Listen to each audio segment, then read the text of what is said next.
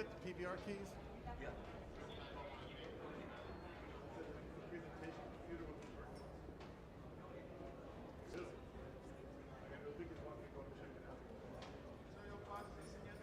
All right, Tom, I see you there, man.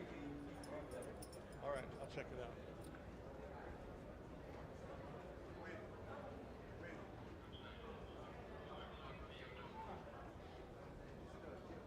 Oh, each one of us. Oh, yeah. One.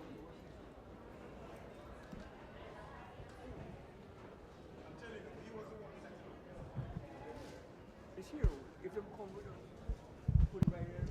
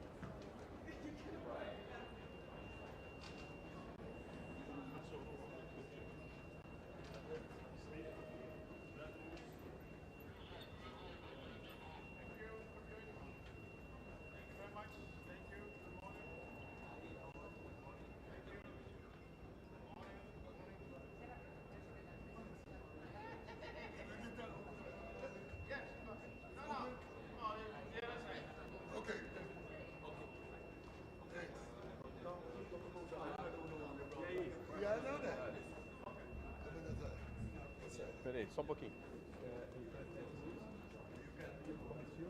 Sim, sim, sim, Sai, sim, sai um pouquinho.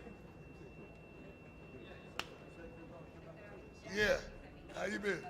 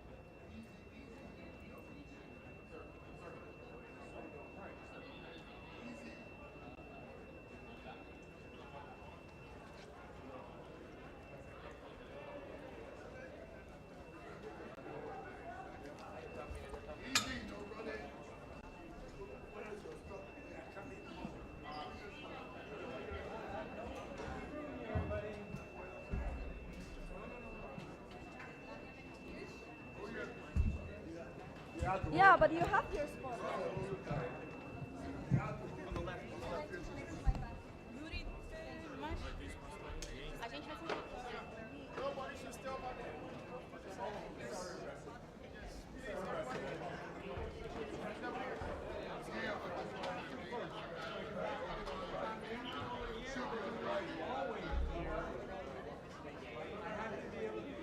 All cameras up on the right, all video.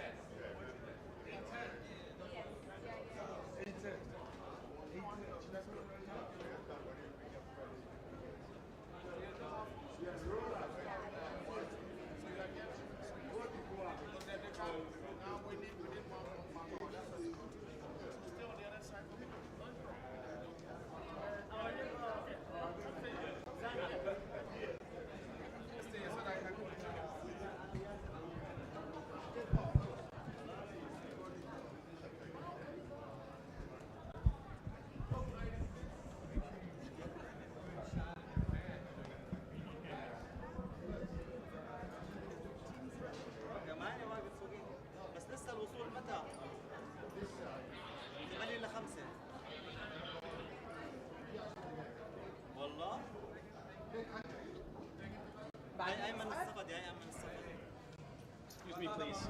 Excuse me.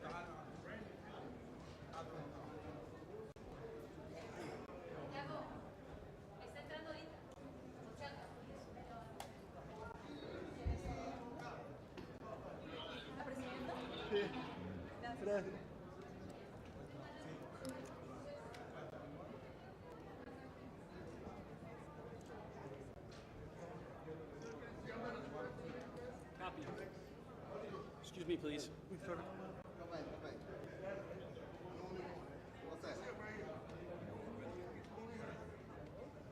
Copy.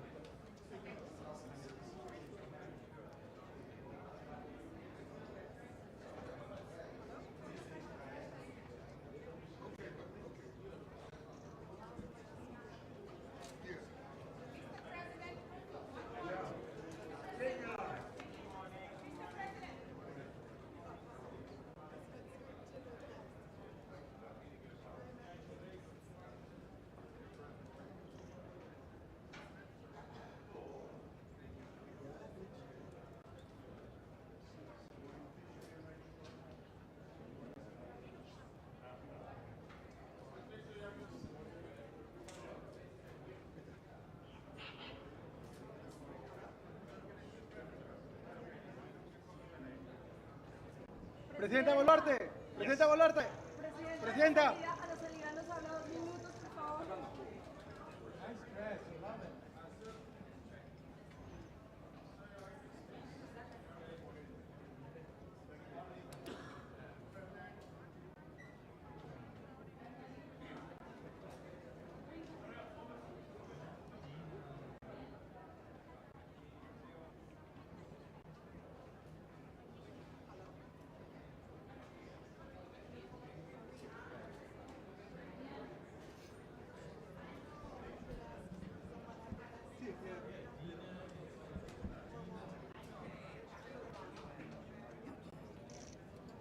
Excuse me, please. I need to pan around.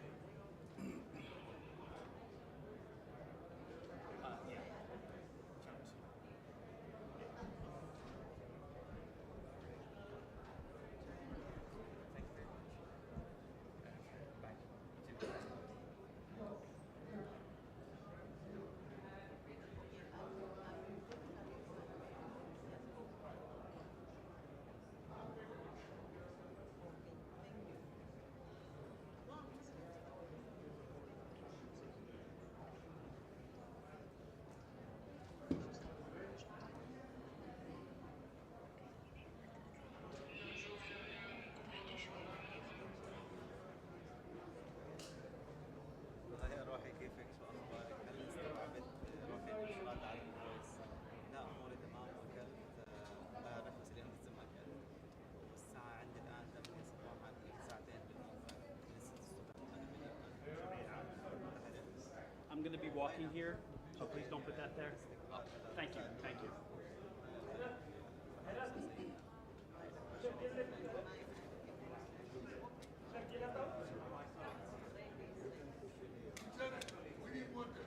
He's coming.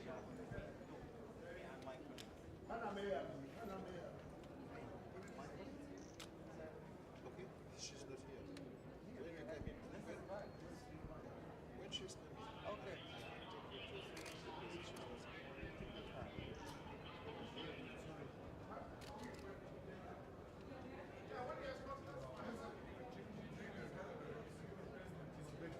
One moment. والله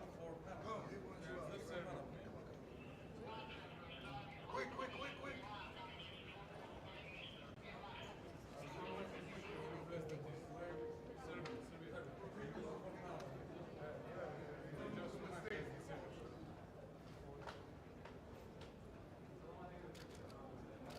FYI, I'm getting a little elbowed up here on this امن الصفحة platform. دي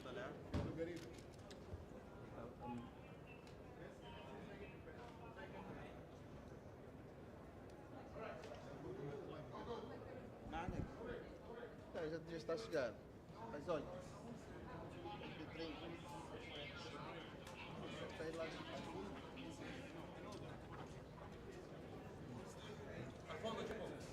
fondo. Llega al fondo.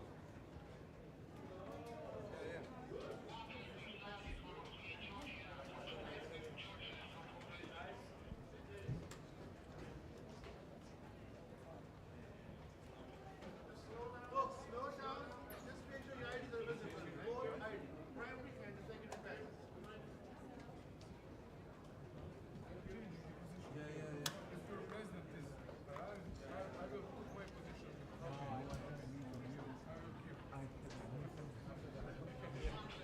Sorry, Wayne.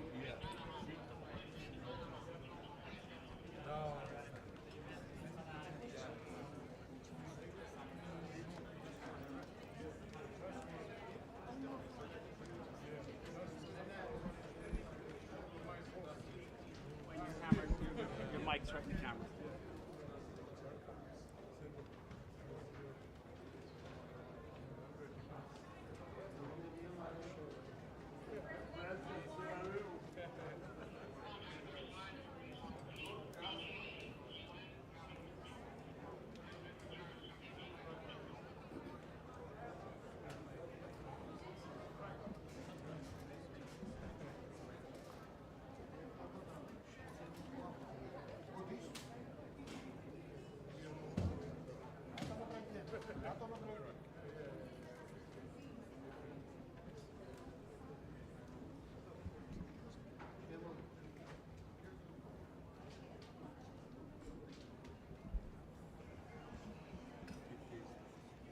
Avisa.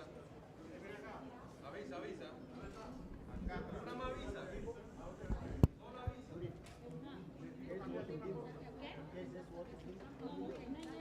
Es que no nos podemos mover así como tú quieres.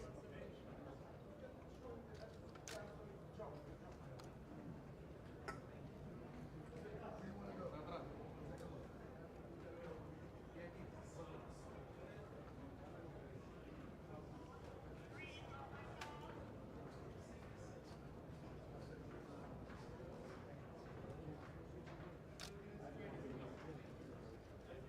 Ari.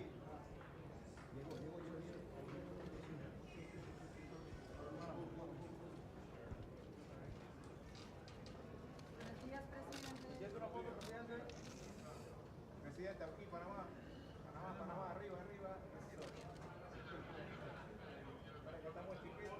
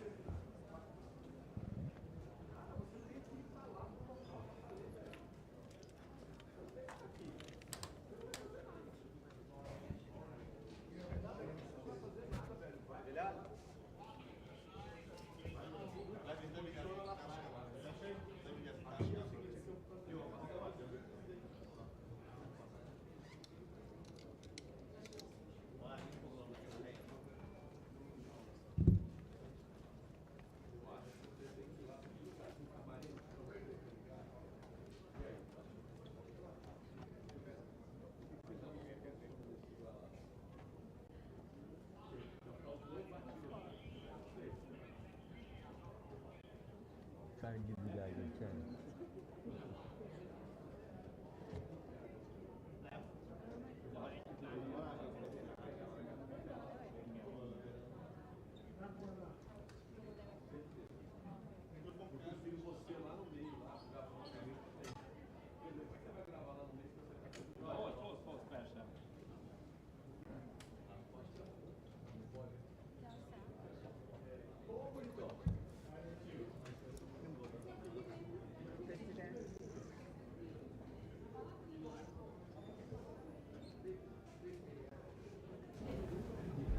Audio.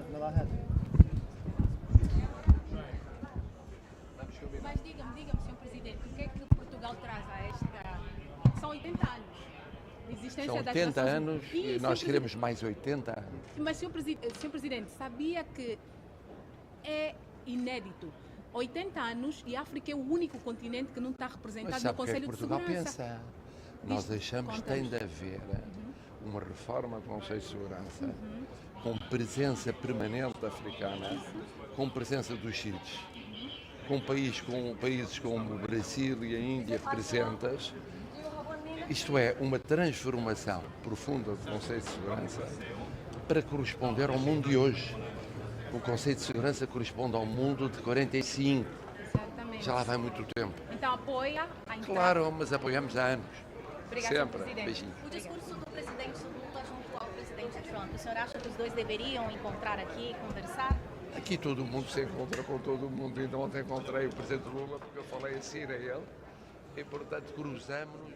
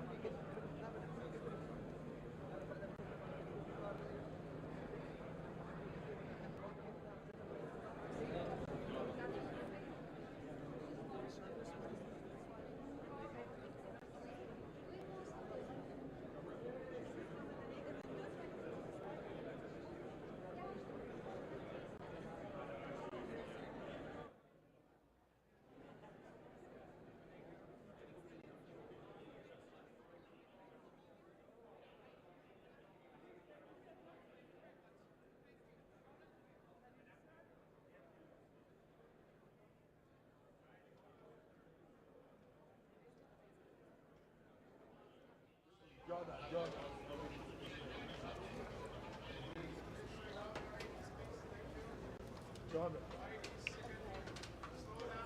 Be careful. You can't do all. Okay, you are doing it.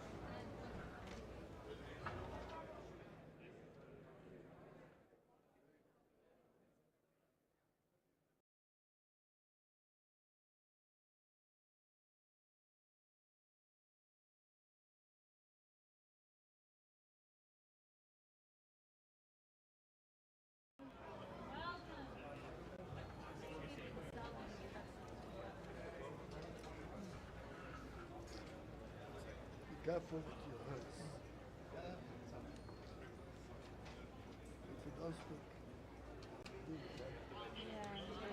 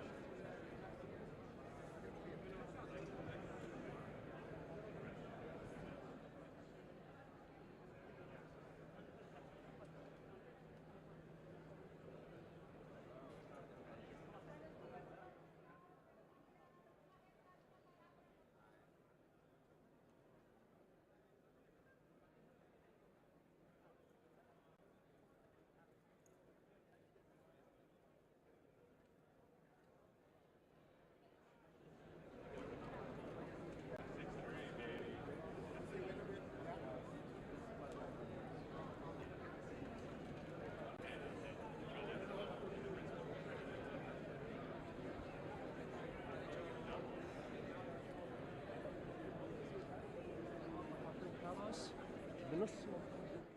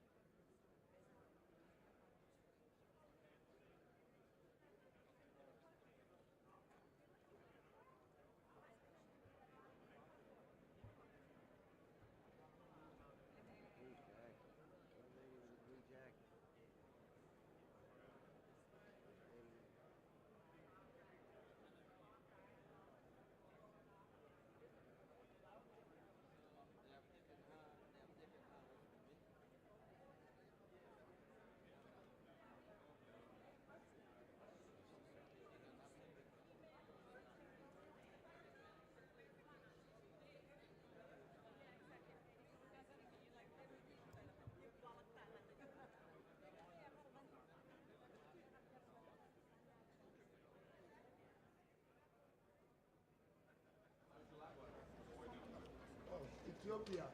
Yes, sir. Ethiopia. No, Oh, Mr. President, good morning. How are you? Could you speak at the end? I know, but maybe later. Thank you, sir.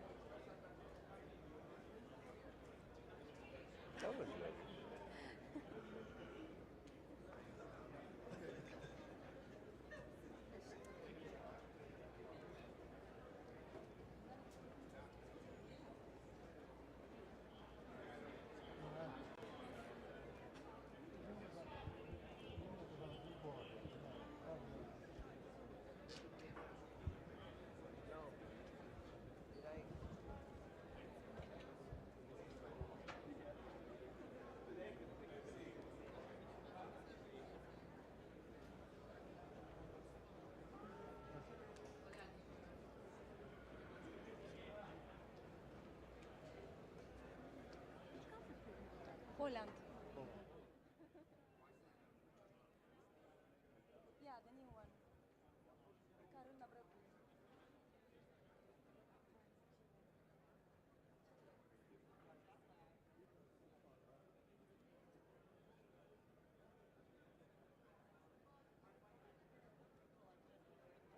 Buenos días, presidente.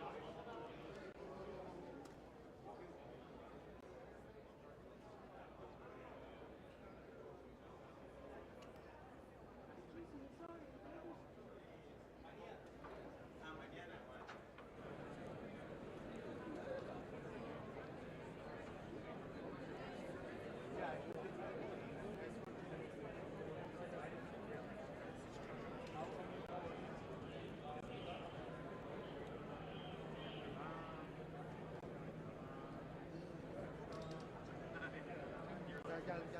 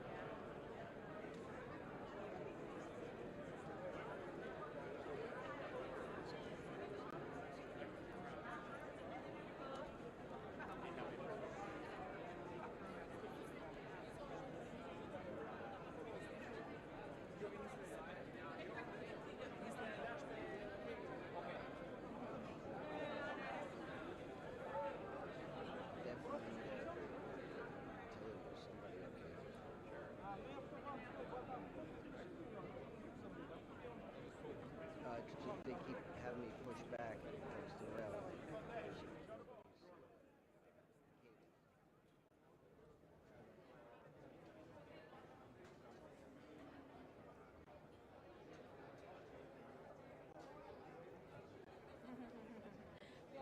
Be careful the camera.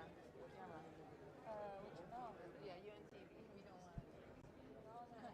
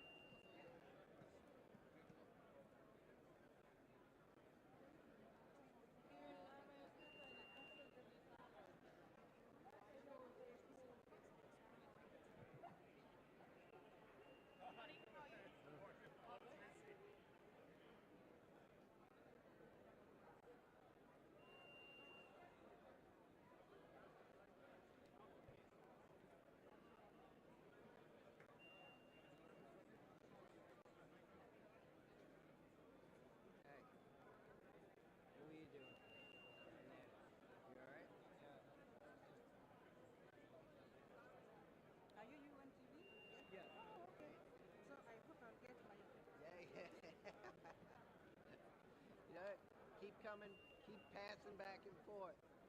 This is Pamela. We are always communicating. Yes. I'm always sending for the credentials, you know? Yep. Yeah. Okay. Pamela.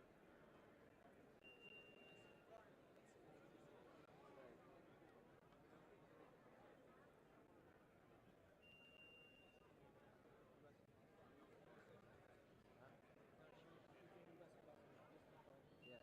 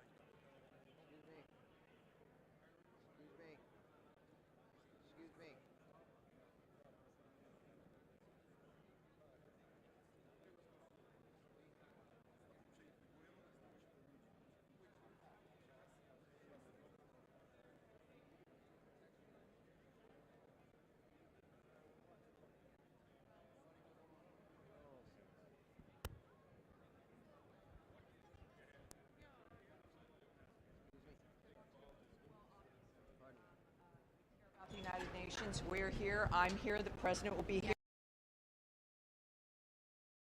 Secretary Rubio will be here. They're transparent. They've been very clear. The President obviously loves New York. We recognize the importance of the UN, the importance of the world working together, but it must be functional, efficient. It must reach the people who really needs it. It must be rapid. As the Secretary of State has said, Marco Rubio, we must operate at the speed of relevancy. So it's because we care is why you're going to hear messages about reform and restoration, things that will take us into the future. I'm not going to get ahead of the President. He will address everything of importance to us. It's clear. He's made a difference in the world. He'll continue to. It's going to be a very exciting day. The door is open to the future.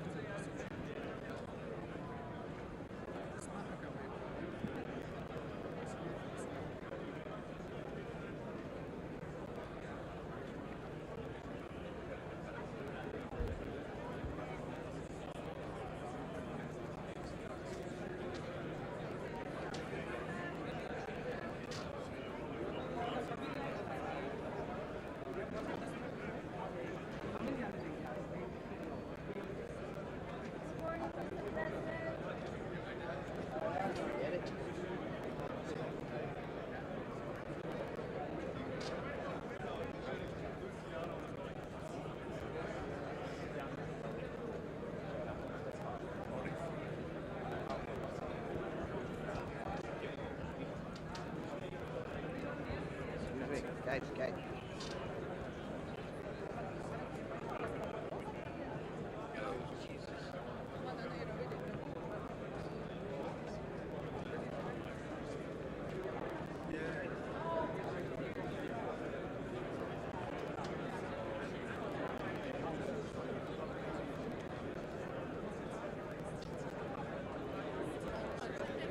Pode ser interpretado.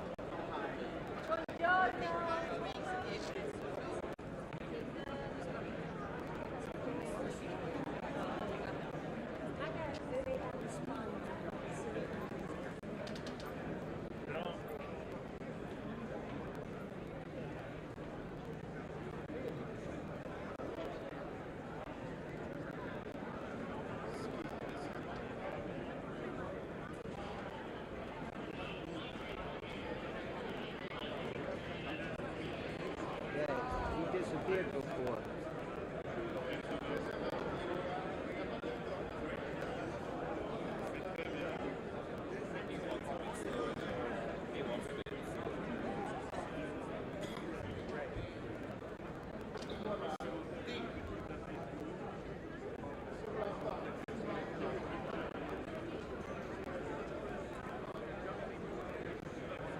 Big motorcade's coming. I don't know who it is. Oh, really?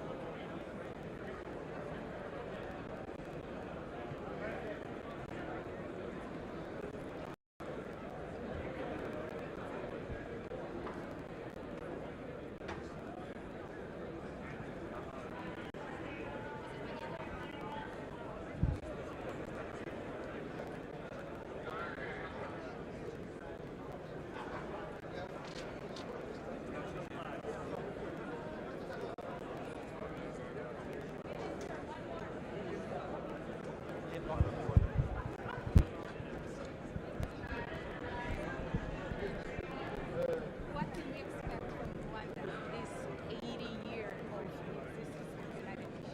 It's to take stock about the 80 years of existence of the UN. You remember that the UN was created after the Holocaust, a genocide. But there are failures that happened during the last 80 years, including the genocide against the Tutsi in Rwanda. So, and we are a bit concerned actually with the resurgence of genocide ideology in our region, especially in DRC. So we will talk about the positive things, climate change, the digital transformation, the multilateralism that is important for all of us, but also talk about how the UN will not commit the same mistakes that it has committed in the past by raising the alarm on the situation in our region. What about the Africa being part of the Security Council? That is important because now you know that when the UN Charter was adopted, only 4 African countries were independent and signed on the Charter. And now 2/3 of the items on the agenda of Security Council is about African conflict, African issues. Yet we don't have any single permanent member. So what we believe is that we need to have at least 2 African states as permanent member with all rights and privileges, including the veto right. So we believe in that. What about the ceasefire in DRC? Can you share something? It's coming. When are we seeing the ceasefire? We signed an important agreement, the Washington Peace Agreement, was mediated by the U.S. administration, the Trump administration.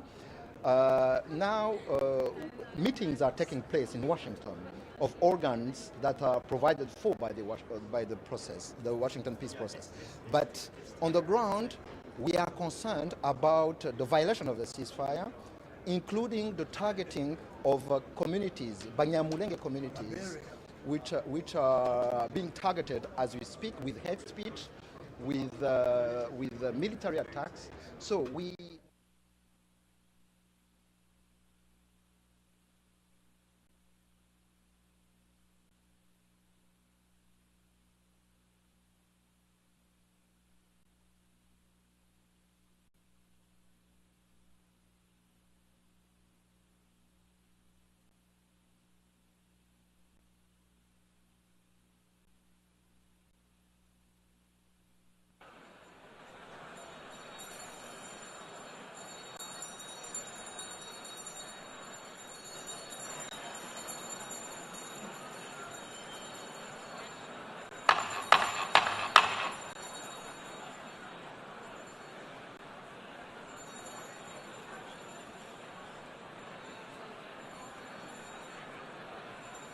name the aisles actually. Please take your seats. We are going to start now.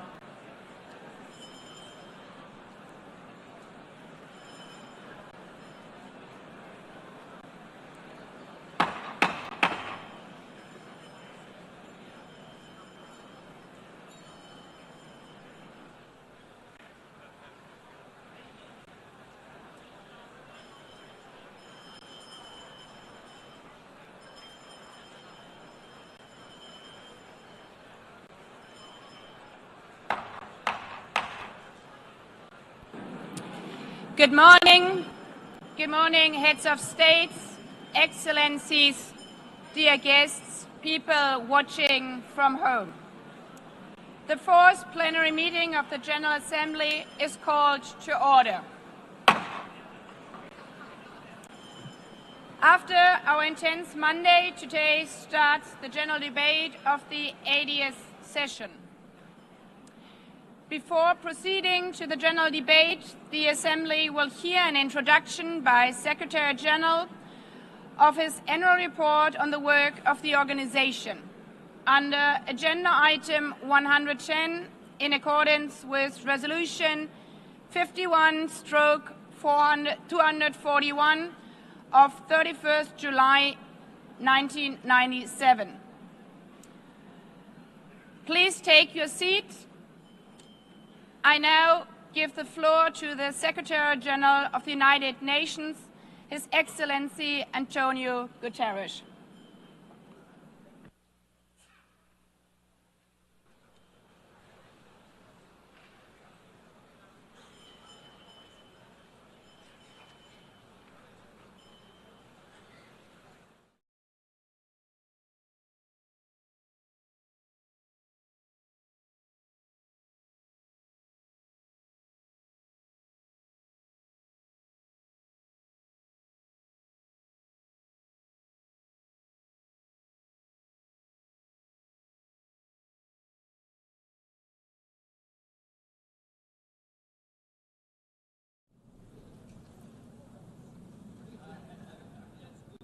Let me begin with two words we have not been able to say often enough in this hall.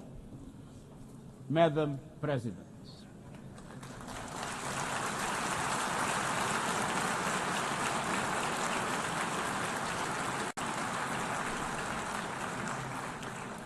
Excellencies, ladies and gentlemen, 8 years ago, in a world scorched by war, leaders made a choice: cooperation over chaos, law over lawlessness, peace over conflict.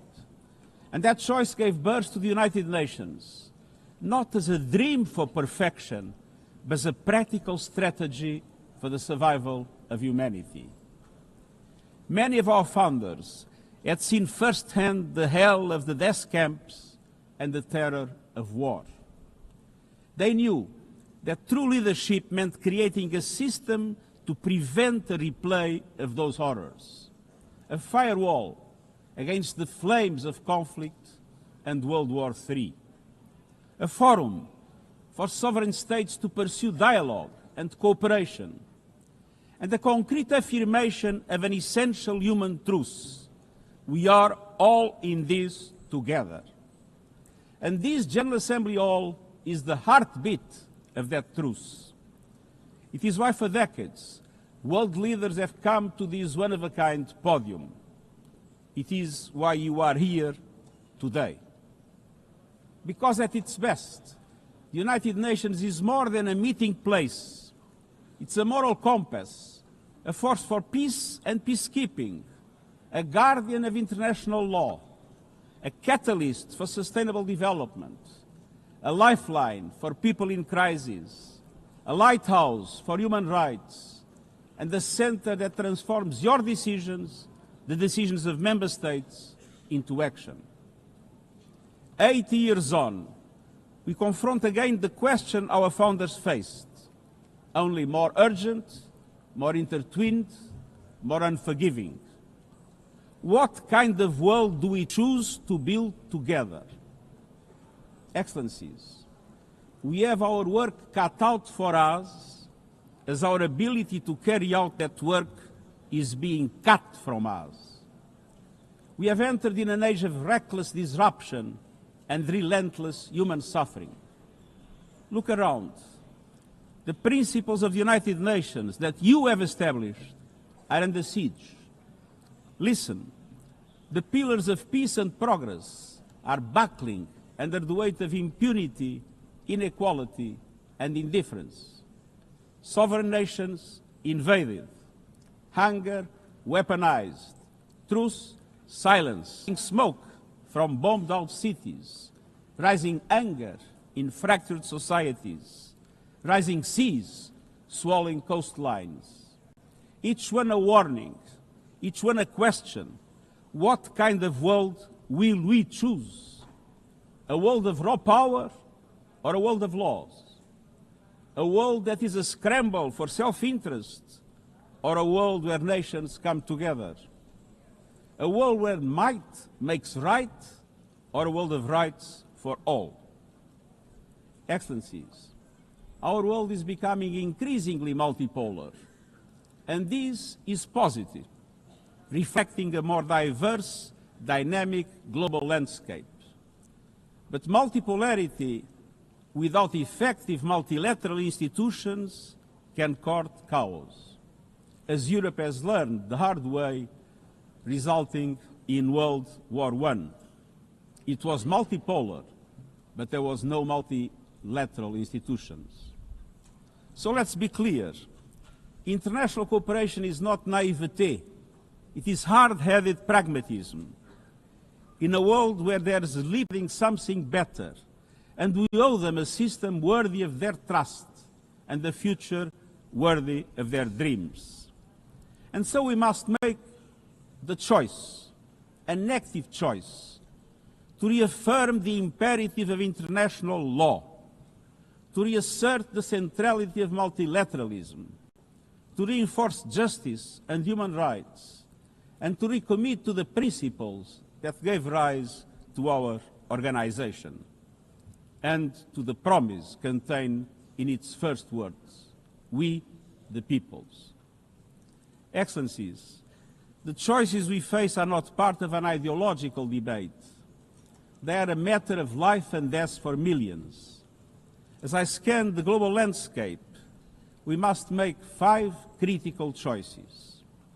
First, we must choose peace rooted in international law. Peace is our first obligation. Yet today, wars rage with a barbarity we vowed never to allow. Too often, the Charter is brandished when convenient and trampled when not. But the Charter is not optional. It is our foundation. And when the foundation cracks, everything built upon fractures. Around the world, we see countries acting as if the rules don't apply to them.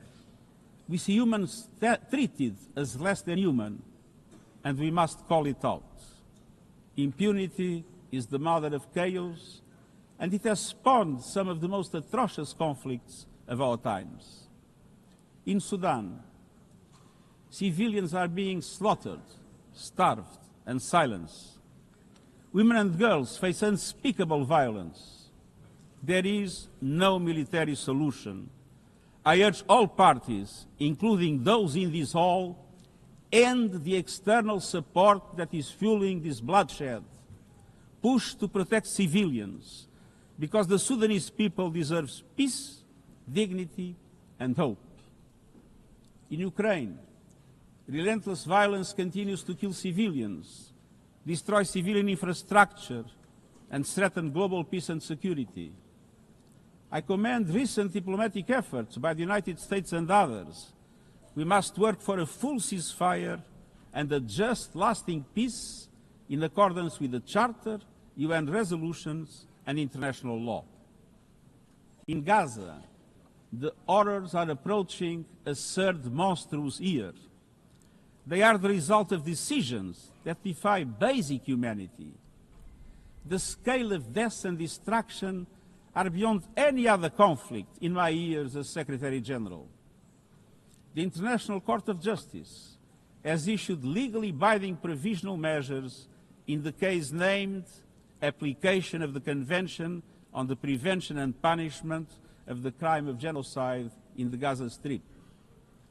Since then, a famine has been declared and the killing has intensified.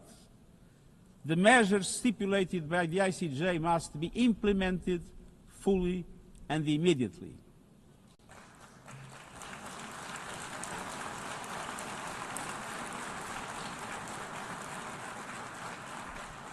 Nothing can justify the horrific Hamas terror attacks of October 7 and the taking of hostages, both of which I have repeatedly condemned. And nothing can justify the collective punishment of the Palestinian people and the systematic destruction of Gaza. We know what is needed. Permanent ceasefire now. All the hostages released now. Full humanitarian access now. And we must not relent in the only viable answer to sustainable Middle East peace, a two-state solution as so eloquently reaffirmed yesterday. We must urgently reverse dangerous trends on the ground. Relentless settler expansion and violence and the looming threat of annexation must stop. Everywhere, from Haiti to Yemen, to Myanmar and the Sahel and beyond, we must choose peace anchored in international law. The past year has brought glimmers of hope, including the ceasefire between Cambodia and Thailand, and the agreement between Azerbaijan and Armenia brokered by the United States.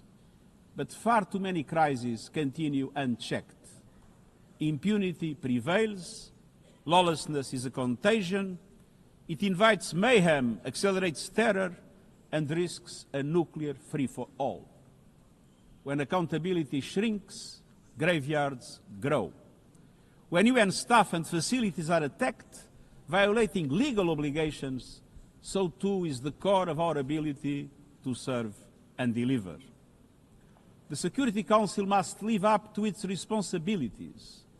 It must be more representative, more transparent and more effective. And beyond crisis response, we must tackle the injustices that ignite conflict: exclusion, inequality, impunity, and corruption. The surest way to silence the guns is to raise the volume for justice. Real security is born of fairness and opportunity for all. Excellencies, this leads me to my second point. We must choose human dignity and human rights.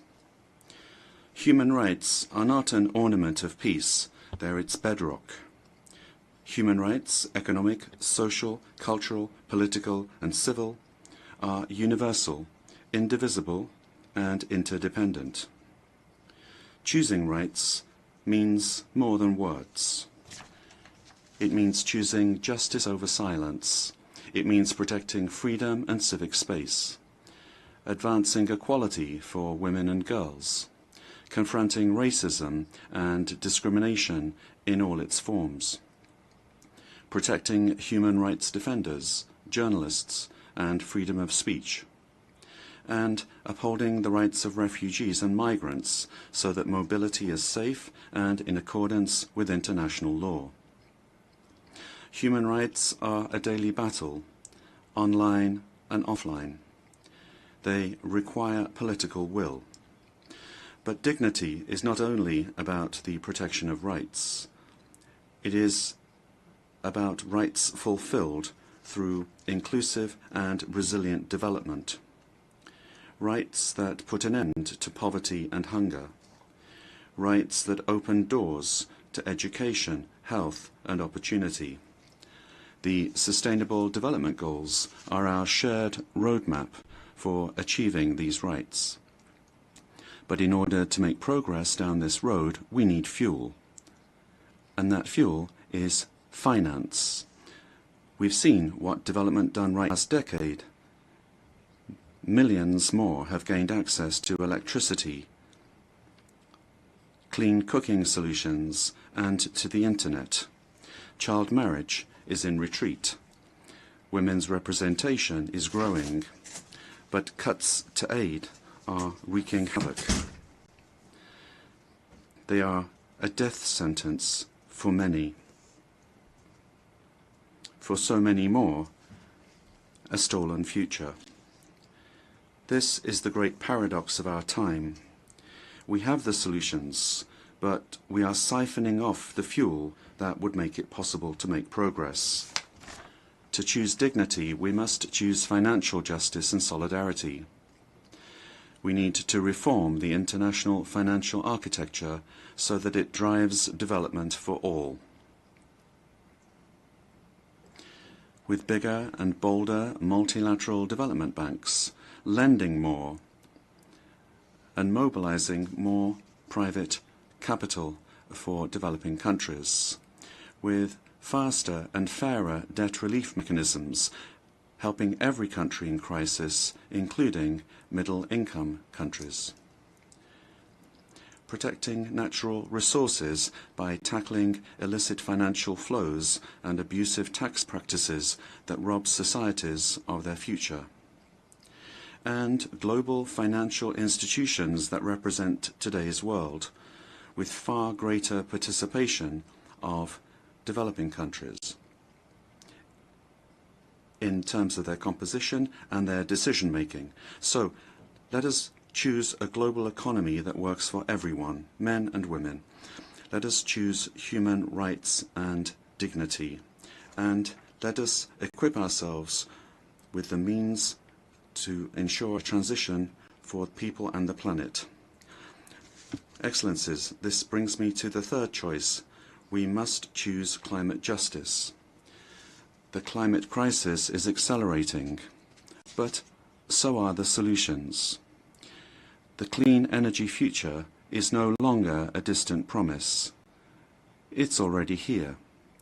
No government, industry, or special interest can stop it. But some are trying, hurting economies, locking in higher prices, and squandering a historic opportunity. Fossil fuels are a losing bet. Last year, almost all new power capacity came from renewables, and the investment is surging. Renewables are the cheapest and fastest source of new power. They create jobs, drive growth, shield economies from volatile oil and gas markets, connect the unconnected, and can free us from the tyranny of fossil fuels. But not at today's pace. Clean energy investment remains uneven. 21st century grids and storage are not rolling out fast enough. And public subsidies, taking from taxpayer money, still flow to fossil fuels over clean energy by a factor of 9 to 1. Meanwhile, emissions, temperatures, and disasters keep rising. And those least responsible suffer the most. Science says limiting global temperature rise to 1.5 degrees by the end of this century is still possible, but the window is closing. The International Court of Justice has affirmed the legal obligation of states. We must step up action and ambition, especially through strengthened national climate plans. Tomorrow, I will welcome leaders to announce new targets. The G20, the biggest emitters, must lead, guided by common but differentiated responsibilities. But all countries must step up and do more as we head to the UN Climate Conference in Brazil. By accelerating action in energy, forests, methane and industrial decarbonization. By defining a credible roadmap to mobilize $1.3 trillion annually in climate finance by 2035 for developing countries. By supporting just transitions, by doubling finance for adaptation to at least $40 billion this year, and rapidly deploying proven tools to unlock billions more in concessional finance. And by capitalizing the Loss and Damage Fund with significant contributions. All of these requires government, international financial institutions, philanthropies, civil society, and the private sector to work together, to provide fiscal space to developing countries and unlock new innovative sources of finance at scale, including solidarity levies on high-emitting sectors and debt swaps. We have the solutions and tools, but we must choose climate justice and climate action. First, we must choose to put technology at the service of humanity. Artificial intelligence is rewriting human existence in real time, transforming how we learn, work, communicate, and what we can trust. And the question is not how to stop it, but how to steer it for the greater good. Technology must be our servant, not our master. It must promote human rights, human dignity, and human agency. Yet today, AI's advancement in outpacing regulation and responsibility and is concentrated in a few hands. And the risks are expanding to new frontiers, from biotech to autonomous weapons. We have tools for mass surveillance, mass social control, mass disruption, and even mass destruction. Tools that can drain energy, strain ecosystems, and intensify the race for critical minerals, potentially stoking instability and conflict. Yet, these technologies remain largely ungoverned. We need universal guardrails and common standards across platforms. No company should be above the law. No machines should decide who lives or dies. No system should be deployed without transparency, safety, and accountability. Last month, this Assembly took a historic step, establishing an independent international scientific panel on AI and an annual global dialogue on AI governance. Two new pillars of a shared architecture, connecting science with policy to bring clarity and foresight, enabling innovation to flourish while advancing our values and our rights, and ensuring governments, companies, and civil society can help shape common norms. We must build on these mechanisms and close the capacity gap. All countries must be able to design and develop AI, not just to consume it. I have proposed voluntary financing options to build AI computing power, data, and skills in developing nations. No country should be locked out of the digital future or locked into systems it cannot shape or trust. And governments must lead with vision, and companies must act with responsibility. And we, the international community, must ensure that technology lifts up humanity. So let us choose cooperation over fragmentation, ethics over expediency, and transparency over opacity. Technology will not wait for us, but we can still choose what it serves. So let us choose wisely. Fifth and finally, to meet all these goals, we must choose to strengthen the United Nations for the 21st century. The forces shaking our world are also testing the foundations of the United Nations system. We are being hit by rising geopolitical tensions and divisions, chronic uncertainty, and mounting financial strain. But those who depend on the United Nations must not be made to bear the cost, especially now, when for every dollar invested to support our core work to build peace, the world spends $750 on weapons of war. This is not only unsustainable, it is indefensible. In this moment of crisis, the United Nations has never been more essential. The world needs our unique legitimacy, our convening power, our vision to unite nations, to bridge divides and confront the challenges before us. The Pact for the Future has shown your determination to build a United Nations that is stronger, more inclusive, and more effective. That is the logic and the urgency of our UN80 initiative. We are moving swiftly and decisively. I put forward concrete proposals, a revised budget for 2026 that strengthens accountability, improves delivery, and cuts costs. Practical reforms to implement mandates more effectively and efficiently with greater impact.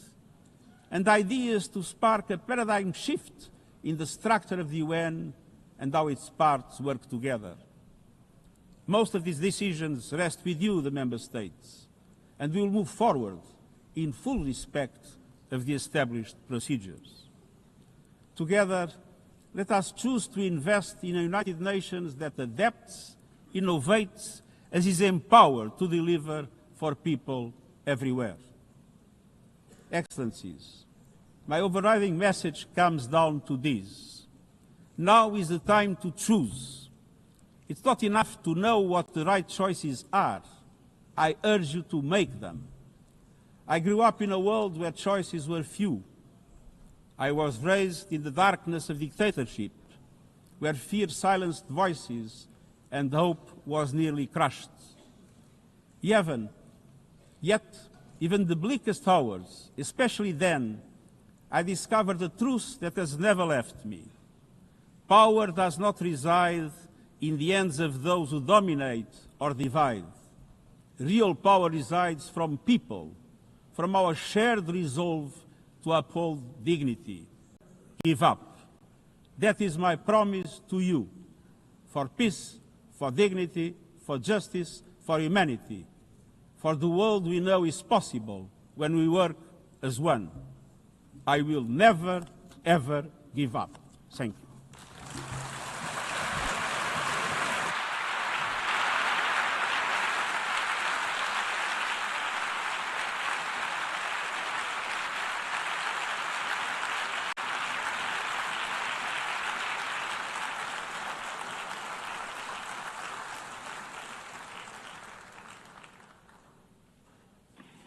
I thank the Secretary General.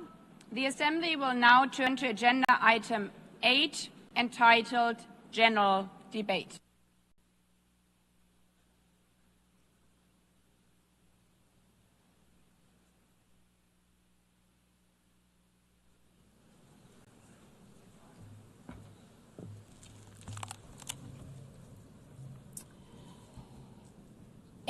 Years, longer than the average human life. This anniversary of the United Nations should have been a moment of celebration. But this is not an ordinary year. Just look at the state of our world, as the Secretary General described. Thousands of orphans in Gaza are wandering around the rubble, eating sand, drinking contaminated water. 90-year-old women in Ukraine are hiding from drones, trapped in their homes instead of living their final years in peace. Children in Haiti, too afraid to walk to school, afraid they might be gunned down by gangs like their friends. And for every conflict and tragedy that seizes the headlines, there are so many more that are forgotten, lost to the news cycle. Like women in Democratic Republic of the Congo, shielding their daughters from armed groups, fearful they might be raped. And Rohingya children spending their whole childhood in tattered tents, unable to remember what their home looks like. Faced with these realities, now is not the time to celebrate, but to ask ourselves, where is the United Nations? Distinguished heads of state and government, Mr. Secretary General, Excellencies, ladies and gentlemen, people out there in the world watching us. Clearly, we have to do better. But what we should not let cynics allow to weaponize these failures, to argue that our institution is a waste of money, outdated, irrelevant. When the principles of the Charter are ignored, is it the UN that has failed? When tanks rolled into Ukraine, was it because Article 2 of the Charter is not clear enough about sovereignty and territorial integrity? When civilians, children, are killed in Gaza, is it humanitarian law at fault for failing to protect them? It's not the Charter which fails. It's not the UN as an institution which fails. The Charter, our Charter, is only as strong as member states' willingness to uphold it, and their willingness to hold to account those who violate it. Excellencies, this 80th session is not about big celebrations. It's about finding the resolve not to give up, the resolve to be better together, just as our predecessors did 8 decades ago. This institution was born in a world on fire and desperate for reprieve. 750 million, nearly a third of humanity back then, still under colonial rule. 2 world wars in a generation, 70 million dead. The horrors of the Holocaust revealed to our collective shame. This was a generation that knew almost nothing but suffering and despair. The signing of the Charter in 1945 gave hope to millions, gave us a North Star that guided our path from the ashes of war, helped guide nations from colonial rule into independent states, helped end apartheid. Across the decades, the United Nations has been a compass pointing toward peace, humanity, and justice. We have not always succeeded, but the story of this institution is not a story of easy victories. It's a story of falling and rising. We gather here for the 80th time, not for empty celebration, not out of ritual, not to hear our own voices. We gather to prove that this institution matters, and that through this institution, every nation represented here, no matter how big or small, can summon again the strength, the courage and resolve of world leaders, who even while some called them back then naive, believed they could build a better world from the wreckage of the old. They showed then what true leadership is. It's not about imposing your will or putting others down. True leadership is about lifting others up, not out of altruism, but for a mutual benefit. And every architect of peace since then has understood helping others is what makes ultimately our own countries stronger.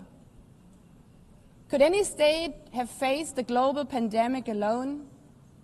The virus did not have any passport. We were only able to solve it at the end with the support of the World Health Organization. The climate crisis does not stop at borders. CO2 emissions anywhere affect people everywhere. Even the wealthiest cities in the world cannot shield themselves from wildfires. And imagine coming here by plane, how safe would you feel to step into the next airplane if there were no International Civil Aviation Organization anymore, which is responsible for setting safety regulations for 5 billion passengers each year? We showed some of it yesterday already. But even the House of Dialogue and Diplomacy needs a renovation. That is why the UN80 initiative and the wider reform process are not luxuries, but necessities. We are literally now at a crossroads, a make it or break it moment, politically, financially. Therefore, we have to deliver a United Nations that is agile, cost-effective, and fit for purpose. Member States have to give the process their full support, because reform cannot stop in New York. It must carry through to every capital. That includes delivering the Pact for the Future and accelerating progress on the Sustainable Development Goals. Again, this is not about charity. It's about addressing the core purposes of this institution, about strengthening our foundations across all 3 pillars: peace and security, human rights, and sustainable. They are inseparable. Leaving hundreds of millions trapped in extreme poverty, vulnerable to crisis, and denied their human rights is not only a moral failure, it's a recipe for global unrest at a crossroads.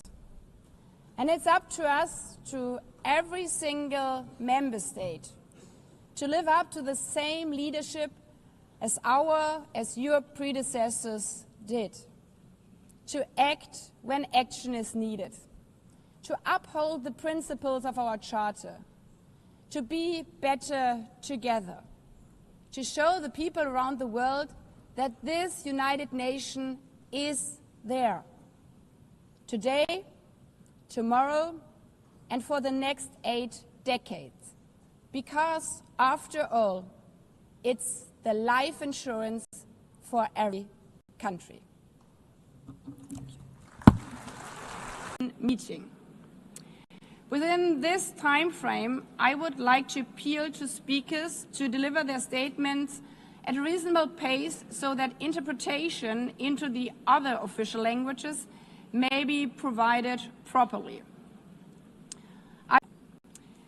I take it that the Assembly agrees to proceed in this manner. It's so decided. Finally, I should like to draw the attention of Member States that during the general debate, official photographers are in the room and will take official photographs of all speakers by the Department of Global Communications. Members interested in obtaining these photographs are requested to contact the Photo Library of the United Nations. By this, the Assembly will hear an address by His Excellency Luiz Inácio Lula da Silva, President of the Federative Republic of Brazil. I request the protocol to escort His Excellency and invite him to address the Assembly.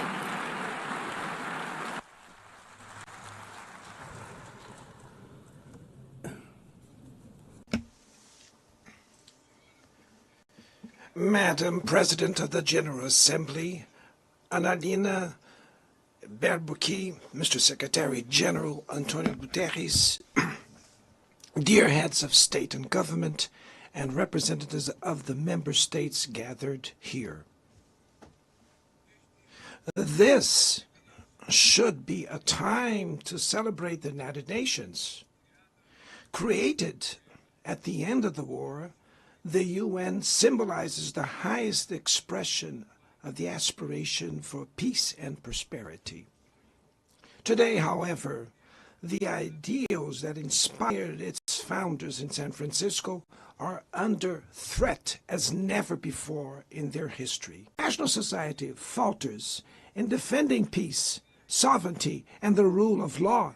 The consequences are tragic.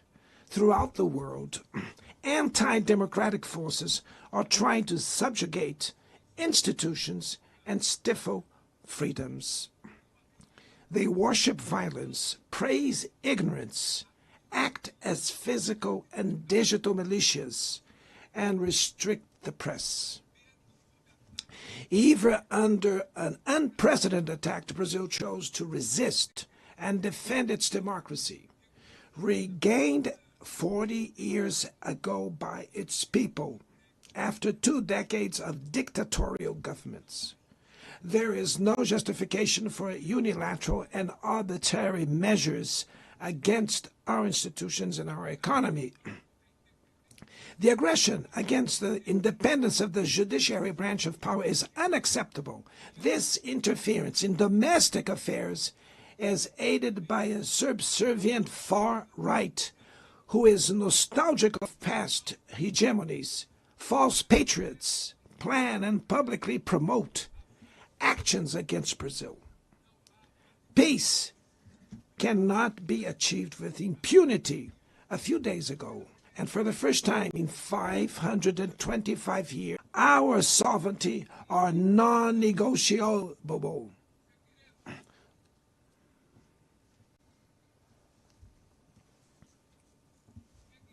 We will continue as an independent nation and as a people free from any type of guardianship.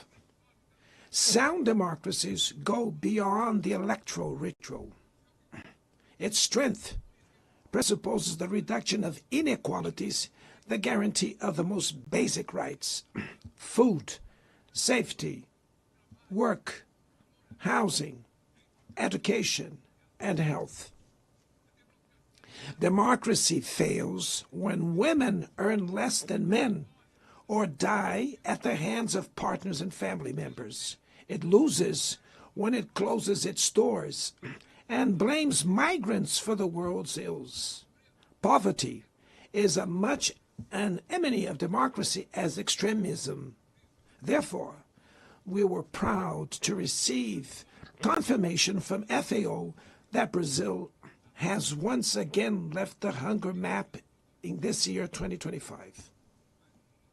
But in the world, there are still 670 million hungry people, and about 2.3 billion face food insecurity. The only war of which everyone can emerge if victorious is the one we wage against hunger and poverty. This is the goal of the global alliance we launched at the G20 and which has the support of 103 countries. The international community needs to revise its priorities, reduce arms spending, and increase development aid. Relieve the service of the foreign countries, above all African nations, and set minimum global tax standards so that the super rich pay more taxes than workers. Democracy is also measured by the ability to protect families and the childhood. Digital platforms offer possibilities for us to come together in ways we never imagined. But they have been used for sowing intolerance, misogyny, xenophobia, and misinformation. The internet cannot be a land of lawlessness. It's up to governments to protect the most vulnerable. Regulating does not mean restraining freedom of expression. It's about ensuring that what is already illegal in the real world is treated the way in the virtual environment. Attacks on regulation serve to cover up hidden interests and provide shelter for crimes such as fraud, human trafficking, pedophilia, and attacks against democracy. The Brazilian parliament was right to rush to address this issue. Last week, I proudly enacted one of the world's most advanced laws for the protection of children and adolescents in the digital environment. Also, we sent draft bills to the National Congress to foster competition in digital markets and to encourage the installation of sustainable data centers.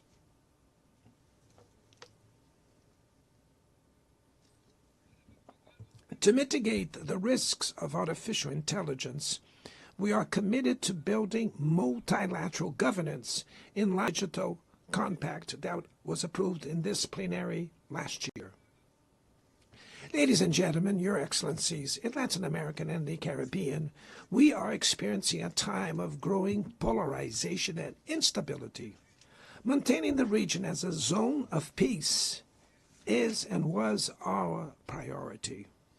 We are a continent free of weapons of mass destruction, without ethnic or religious conflicts. The comparison between crime and terrorism is worrying. The most effective way to combat drug trafficking is to cooperate to suppress money laundering and limit arms trade. Using lethal force in situations that do not constitute armed conflict is tantamount to executing people without trial. Other parts of the planet have already witnessed interventions that cause greater damage than intended, with serious humanitarian consequences. The path to dialogue must not be closed in Venezuela. Haiti has the right to a violence-free future, and it is unacceptable that Cuba be listed as a country that sponsors terrorism. In the conflict in Ukraine,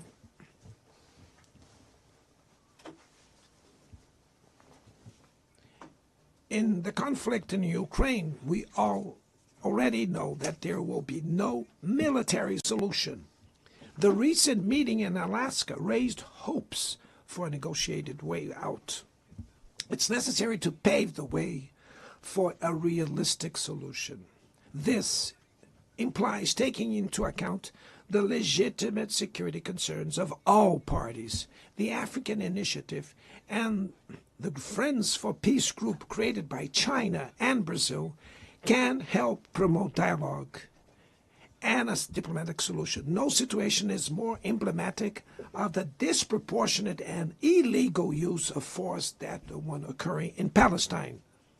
The terrorist attacks perpetrated by Hamas are indefensible from any angle, but nothing, absolutely nothing, justifies the ongoing genocide in Gaza.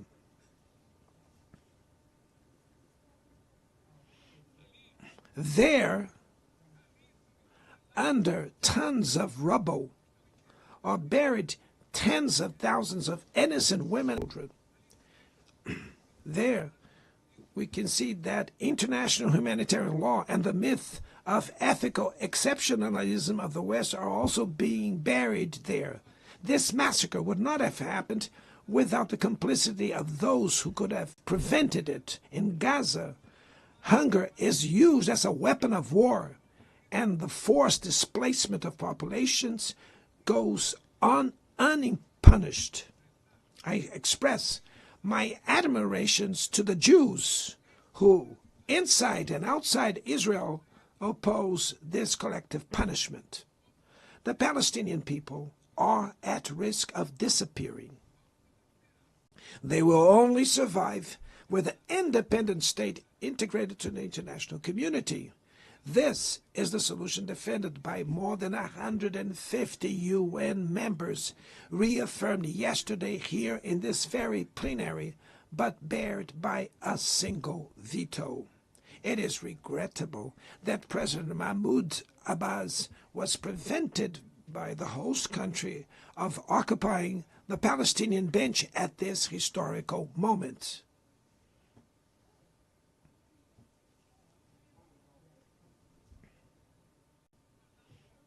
The spread of this conflict to Lebanon, Syria, Iran, Qatar is fueling an unprecedented arms build-up. Madam President, bombs and nuclear weapons will not protect us from the climate crisis. The year of 24 was the warmest already registered. COP30 in the city of Belém, Brazil, will the cope of truth. It will be the time for world leaders to prove the seriousness of their commitment to the planet. Without a complete picture of the NDC's nationally determined contributions, we were walking blindfolded towards the abyss. Brazil has committed to reducing its emissions by 59% and 67%, covering all greenhouse gases and all sectors of the economy. Developing nations face climate change while grappling with other challenges. Meanwhile, rich countries enjoy a standard of living reached at the expense of 200 years of greenhouse gas emissions, demanding greater ambition and greater access to resources and technology. It's not a matter of charity, but of justice. The race for critical minerals essential for energy transition cannot reproduce the predatory and asymmetrical logic that has characterized recent centuries. In Belém City, the world will learn about the reality of the Amazon. Brazil has already reduced deforestation by half in the region in the last 2 years. Eradicating it requires ensuring decent living conditions for its millions of inhabitants. Países ricos usufruem de padrão de vida obtido às custas de 200 anos de emissões de gases. Exigir maior ambição e maior acesso a recursos e tecnologias não é uma questão de caridade, é apenas uma questão de justiça. A corrida por minerais críticos essenciais para a transição energética não pode reproduzir a lógica predatória que marcou os últimos séculos. Em Belém, o mundo vai conhecer a realidade da Amazônia. O Brasil já reduziu pela metade o desmatamento na região nos 2 últimos anos. Erradicá-lo requer garantia, condições dignas de vida para seus milhões de habitantes. Fomentar o desenvolvimento sustentável é o objetivo do Fundo Florestas Tropicais para Sempre, que o Brasil pretende lançar para remunerar os países que mantêm suas florestas em pé. É chegado o momento de passar da fase da negociação para a etapa da implementação. O mundo deve muito ao regime criado pela Convenção do Clima. Mas é necessário trazer ao combate à mudança do clima Such as para o coração the da most ONU, favored nations. para que ela tenha a atenção que merece. Um conselho vinculado à Assembleia Geral, com força e legitimidade para monitorar compromissos, dará coerência à ação climática. Trata-se de um passo fundamental na direção de uma reforma mais abrangente da organização, que contemple também um Conselho de Segurança ampliado nas duas categorias de seus membros. Poucas áreas retrocederam tanto como o sistema multilateral de comércio.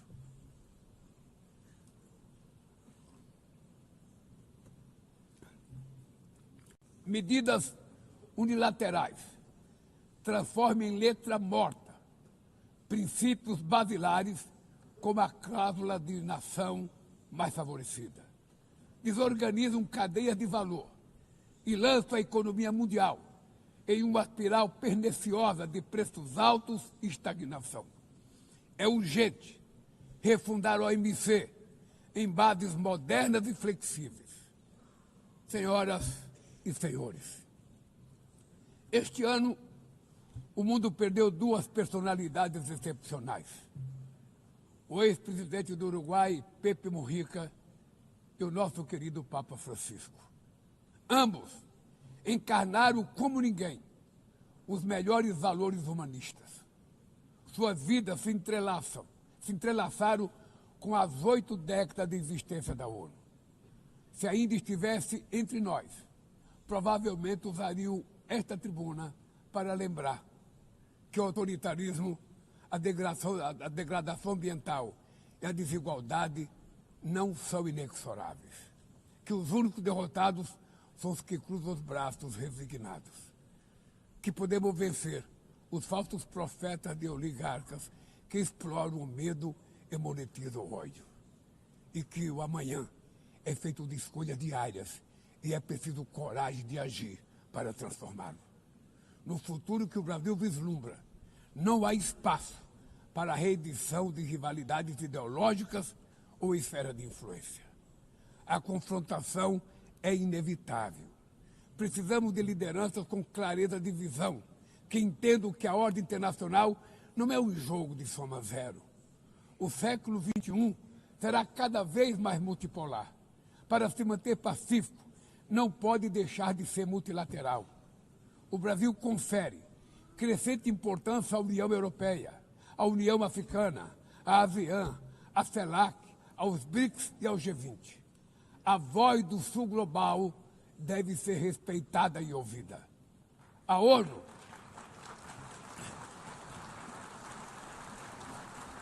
ONU tem hoje quase 4 vezes mais membros do que os 51 que estiveram na sua fundação. Nossa missão histórica é a de torná-la novamente portadora de esperanças e promotora da igualdade e da paz, do desenvolvimento sustentável e da diversidade e da tolerância. Que Deus nos abençoe a todos e muito obrigado.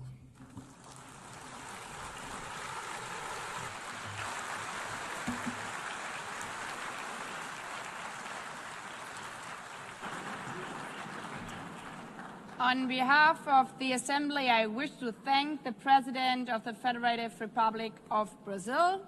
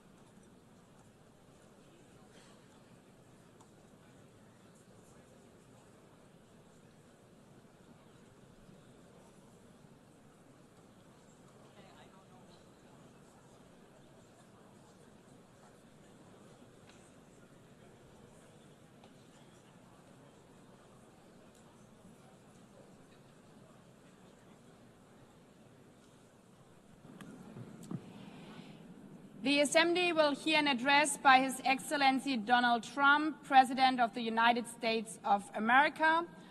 I request protocol to escort His Excellency and invite him to address the Assembly.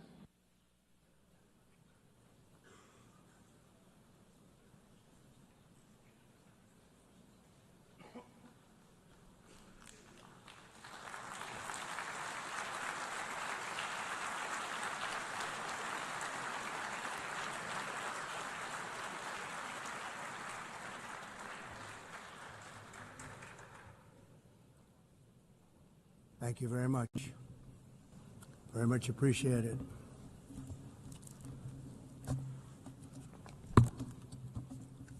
And I don't mind making this speech without a teleprompter, because the teleprompter is not working. I feel very happy to be up here with you nevertheless, and that way you speak more from the heart. I can only say that whoever's operating this teleprompter is in big trouble.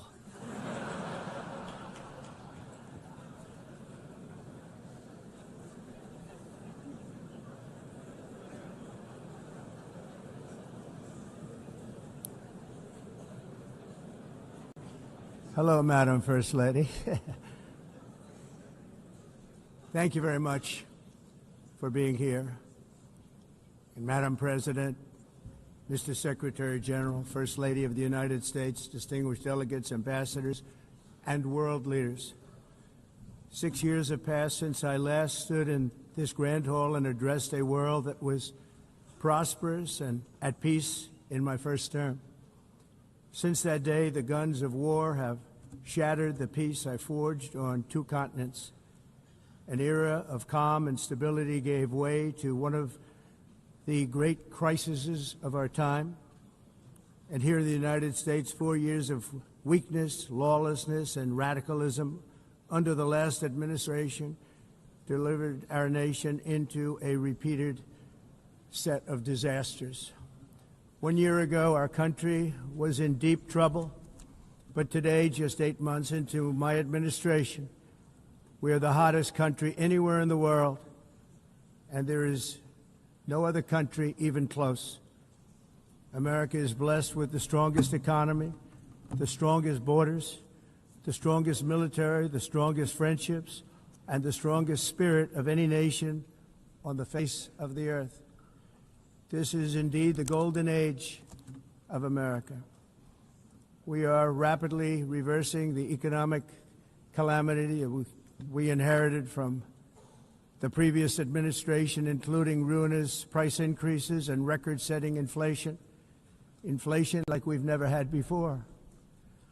Under my leadership, energy costs are down, gasoline prices are down, grocery prices are down, mortgage rates are down, and inflation has been defeated. The only thing that's up is the stock market, which just hit a record high. In fact, it hit a record high 48 times in the last short period of time. Growth is surging, manufacturing is booming. The stock market, as I said, is doing better than it's ever done. And all of you in this room benefit by that, almost everybody. And importantly, workers' wages are rising at the fastest pace in more than 60 years. And that's what it's all about, isn't it? In 4 years of President Biden, we had less than $1 trillion of new investment into the United States. In just 8 months since I took office, we have secured commitments and money already paid this time for $17 trillion. Think of it, 4 years, less than $1 trillion, 8 months, much more than $17 trillion is being invested in the United States. And it's now pouring in from all parts of the world. We've implemented the largest tax cuts in American history and the largest regulation cuts in American history, making this once and again the best country on earth to do business. And many of the people in this room are investing in America, and it's turned out to be an awfully good investment during this 8-month period. In my first term, I built the greatest economy in the history of the world. We had the best economy ever, history of the world. And I'm doing the same thing again, but this time it's actually much bigger and even better. The numbers far surpass my record-setting first term. On our southern border, we have successfully repelled a colossal invasion, and for the last 4 months, and that's 4 months in a row, the number of illegal aliens admitted and entering our country has been 0. Hard to believe, because if you look back just a year ago, it was millions and millions of people pouring in from all over the world, from prisons, from mental institutions, drug dealers. All over the world they came. They just poured into our country with the ridiculous open border policy of the Biden administration. Our message is very simple. If you come illegally into the United States, you're going to jail, or you're going back to where you came from, or perhaps even further than that. You know what that means. I want to thank the country of El Salvador for the successful and professional job they've done in receiving and jailing so many criminals that entered our country. And it was under the previous administration that the number became record-setting, and they're all being taken out. We have no choice. And other countries have no choice, because other countries are in the exact same situation with immigration. It's destroying your country, and you have to do something about it. On the world stage, America is respected again like it has never been respected before. You think about 2 years ago, 3 years ago, 4 years ago, or 1 year ago, we were a laughingstock all over the world. At the NATO summit in June, virtually all NATO members formally committed to increase defense spending at my request from 2% to 5% of GDP, making our alliance far stronger and more powerful than it was ever before. In May, I traveled to the Middle East to visit my friends and rebuild our partnerships in the Gulf and those valued relationships with Saudi Arabia, Qatar, and the UAE, and other countries are now, I believe, closer than ever before. My administration has negotiated one historic trade deal after another, including with the United Kingdom, the European Union, Japan, South Korea, Vietnam, Indonesia, the Philippines, Malaysia, and many, many others. Likewise, in a period of just 7 months, I have ended 7 unendable wars. They said they were unendable.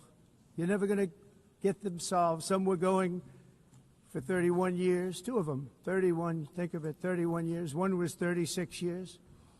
One was 28 years. I ended 7 wars.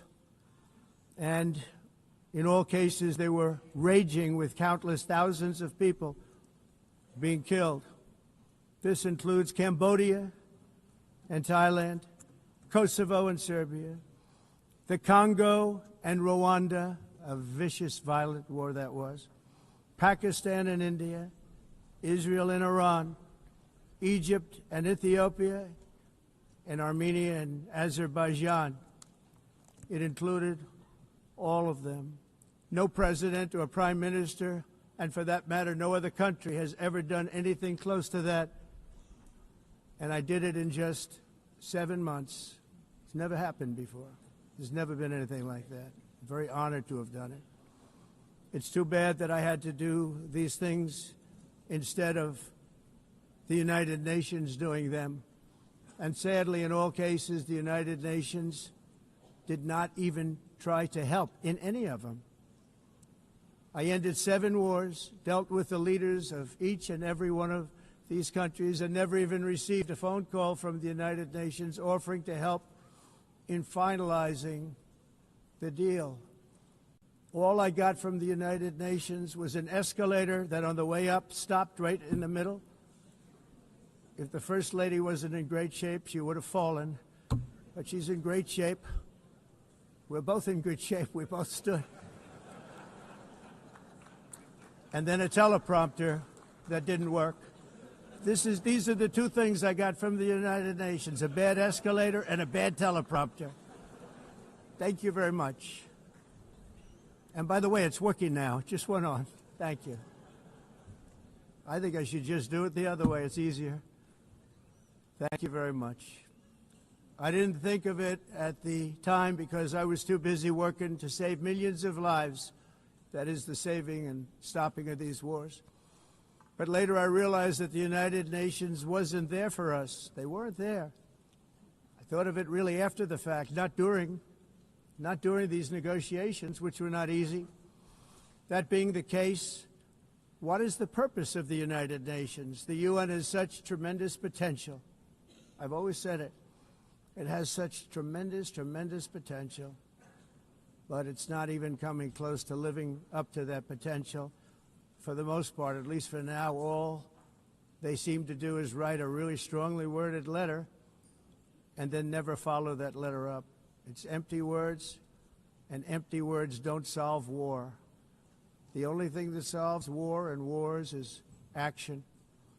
Now, after ending all of these wars and also earlier negotiating the Abraham Accords, which is a very big thing for which our country received no credit, never receives credit. Everyone says that I should get the Nobel Peace Prize for each one of these achievements.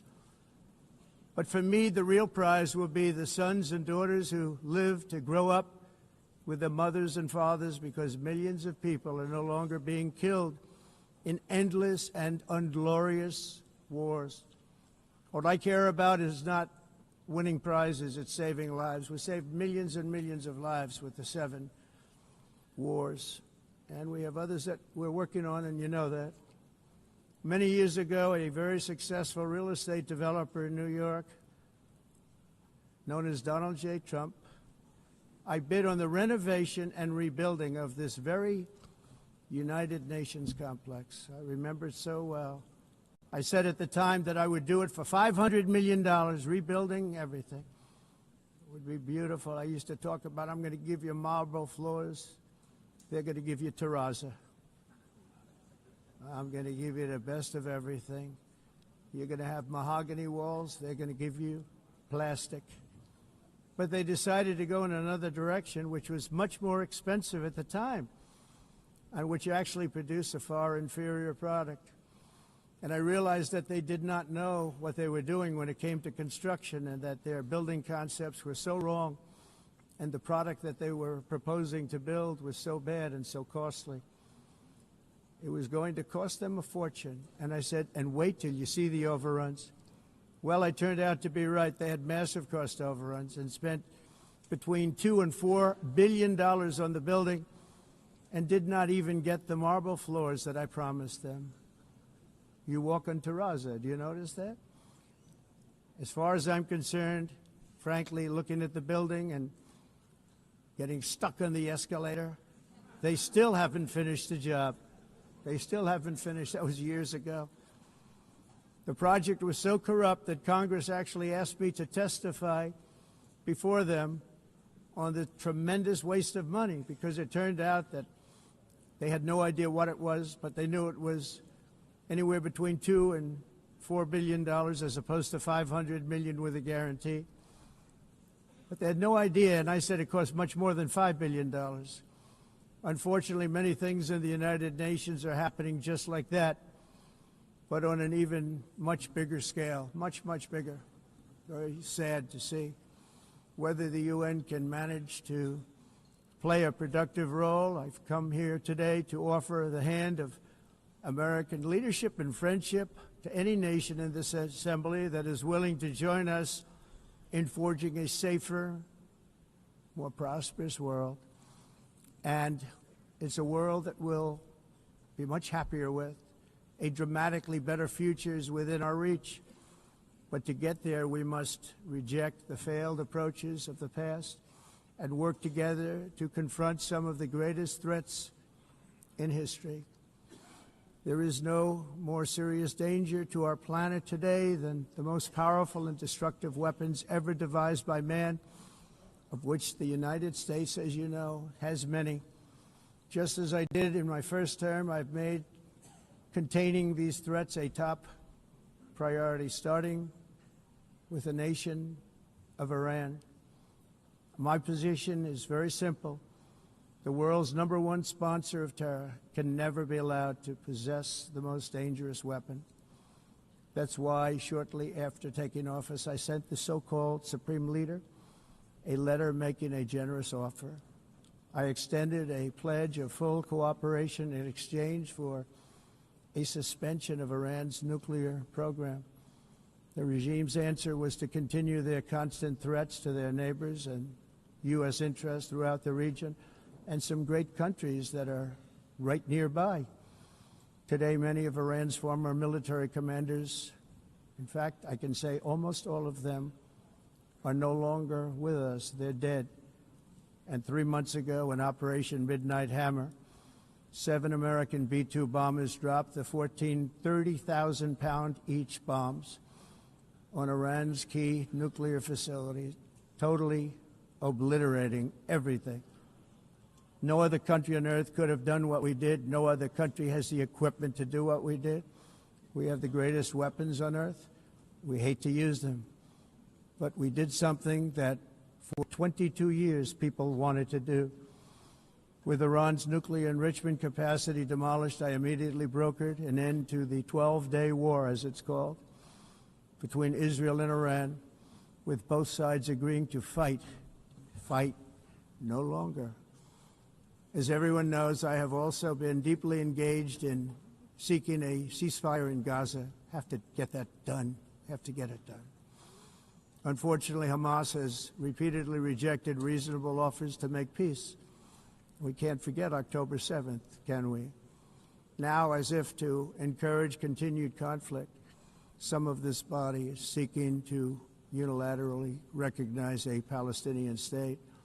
The rewards would be too great for Hamas terrorists for their atrocities. This would be a reward for these horrible atrocities, including October 7th, even while they refuse to release the hostages or accept a ceasefire. Instead of giving to Hamas and giving so much, because they've taken so much, they have taken so much. This could have been solved so long ago. But instead of giving in to Hamas's ransom demands, those who want peace should be united with one message: release the hostages now. Just release the hostages now. Thank you.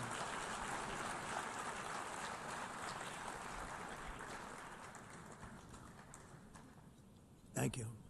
As we have got to come together, and we will come together, got to get it done. We have to stop the war in Gaza immediately. We have to stop it. We have to get it done. We have to negotiate, immediately have to negotiate peace. We got to get the hostages back. We want all 20 back. We don't want 2 and 4. As you know, I got, along with Steve Witkoff and others that helped us, Marco Rubio, we got most of them back. We were involved in all of them. But I always said the last 20 are going to be the hardest, and that's exactly what happened. We have to get them back now. We don't want to get back 2, and then another 2, and then 1, and then 3. Have this process. No, we want them all back, and we want the actually 38 dead bodies back too. Those parents came to me, and they want them back, and they want them back very quickly and very badly, as though they were alive. They want them. They want them every bit as much as if their son or daughter were alive. I've also been working relentlessly, stopping the killing in Ukraine. I thought that would be, of the 7 wars that I stopped, I thought that would be the easiest because of my relationship with President Putin, which had always been a good one. I thought that was going to be the easiest one. But, you know, in war, you never know what's going to happen. There are always lots of surprises, both good and bad. Everyone thought Russia would win this war in 3 days. But it didn't work out that way. It was supposed to be just a quick little skirmish. It's not making Russia look good. It's making them look bad. No matter what happens from here on out, this was something that should have taken a matter of days, certainly less than a week. And they've been fighting for 3.5 years and killing anywhere from 5,000 to 7,000 young soldiers, mostly soldiers, on both sides, every single week, from 5,000 to 7,000 dead young people, and some in cities, much smaller numbers, where rockets are shot, where drones are dropped. This war would never have started if I were president. This was a war that should have never happened. It shows you what leadership is, what bad leadership can do to a country. Look what happened to the United States, and look where we are right now in just a short period of time. The only question now is how many more lives will be needlessly lost on both sides. China and India are the primary funders of the ongoing war by continuing to purchase Russian oil. But inexcusably, even NATO countries have not cut off much Russian energy and Russian energy products, which, as you know, I found out about 2 weeks ago, and I wasn't happy. Think of it. They're funding the war against themselves. Who the hell ever heard of that one? In the event that Russia is not ready to make a deal to end the war, then the United States is fully prepared to impose a very strong round of powerful tariffs, which would stop the bloodshed, I believe, very quickly. But for those tariffs to be effective, European nations, all of you are gathered here right now, would have to join us in adopting the exact same measures. I mean, you're much closer to this. We have an ocean in between. You're right there. And Europe has to step it up. They can't be doing what they're doing. They're buying oil and gas from Russia while they're fighting Russia. It's embarrassing to them, and it was very embarrassing to them when I found out about it, I can tell you that. But they have to immediately cease all energy purchases from Russia. Otherwise, we're all wasting a lot of time. So I'm ready to discuss this. We're going to discuss it today with the European nations, all gathered here. I'm sure they're thrilled to hear me speak about it, but that's the way it is. I like to speak my mind and speak the truth. As we seek to reduce the threat of dangerous weapons today, I'm also calling on every nation to join us in ending the development of biological weapons once and for all. And biological is terrible, and nuclear is even beyond, and we include nuclear in that. We want to have a cessation of the development of nuclear weapons. We know, and I get to view it all the time. Sir, would you like to see? And I look at weapons that are so powerful that we just can't ever use them. If we ever use them, the world literally might come to an end. There would be no United Nations to be talking about. There would be no nothing. Just a few years ago, reckless experiments overseas gave us a devastating global pandemic. Yet despite that worldwide catastrophe, many countries are continuing extremely risky research into bioweapons and man-made pathogens. This is unbelievably dangerous. To prevent potential disasters, I'm announcing today that my administration will lead an international effort to enforce biological weapons convention, which is going to be meeting with the top leaders of the world by pioneering an AI verification system that everyone can trust. Hopefully the UN can play a constructive role, and it will also be one of the early projects under AI. Let's see how good it is, because a lot of people are saying it could be one of the great things ever, but it also can be dangerous, but it could be put to tremendous use and tremendous good, and this would be an example of that. Not only is the UN not solving the problems it should, too often, it's actually creating new problems for us to solve. The best example is the #1 political issue of our time, the crisis of uncontrolled migration. It's uncontrolled. Your countries are being ruined. The United Nations is funding an assault on Western countries and their borders. In 2024, the UN budgeted $372 million in cash assistance to support an estimated 624,000 migrants journeying into the United States. Think of that. The UN is supporting people that are illegally coming into the United States, and then we have to get them out. The UN also provided food, shelter, transportation, and debit cards to illegal aliens. Can you believe that? On the way to infiltrate our southern border. Millions of people came through that southern border. Just a year ago, millions and millions of people were pouring in, 25 million altogether over the 4 years of the incompetent Biden administration. And now we have it stopped, totally stopped. In fact, they're not even coming anymore because they know they can't get through. But what took place is totally unacceptable. The UN is supposed to stop invasions, not create them and not finance them. In the United States, we reject the idea that mass numbers of people from foreign lands can be permitted to travel halfway around the world, trample our borders, violate our sovereignty, cause unmitigated crime, and deplete our social safety net.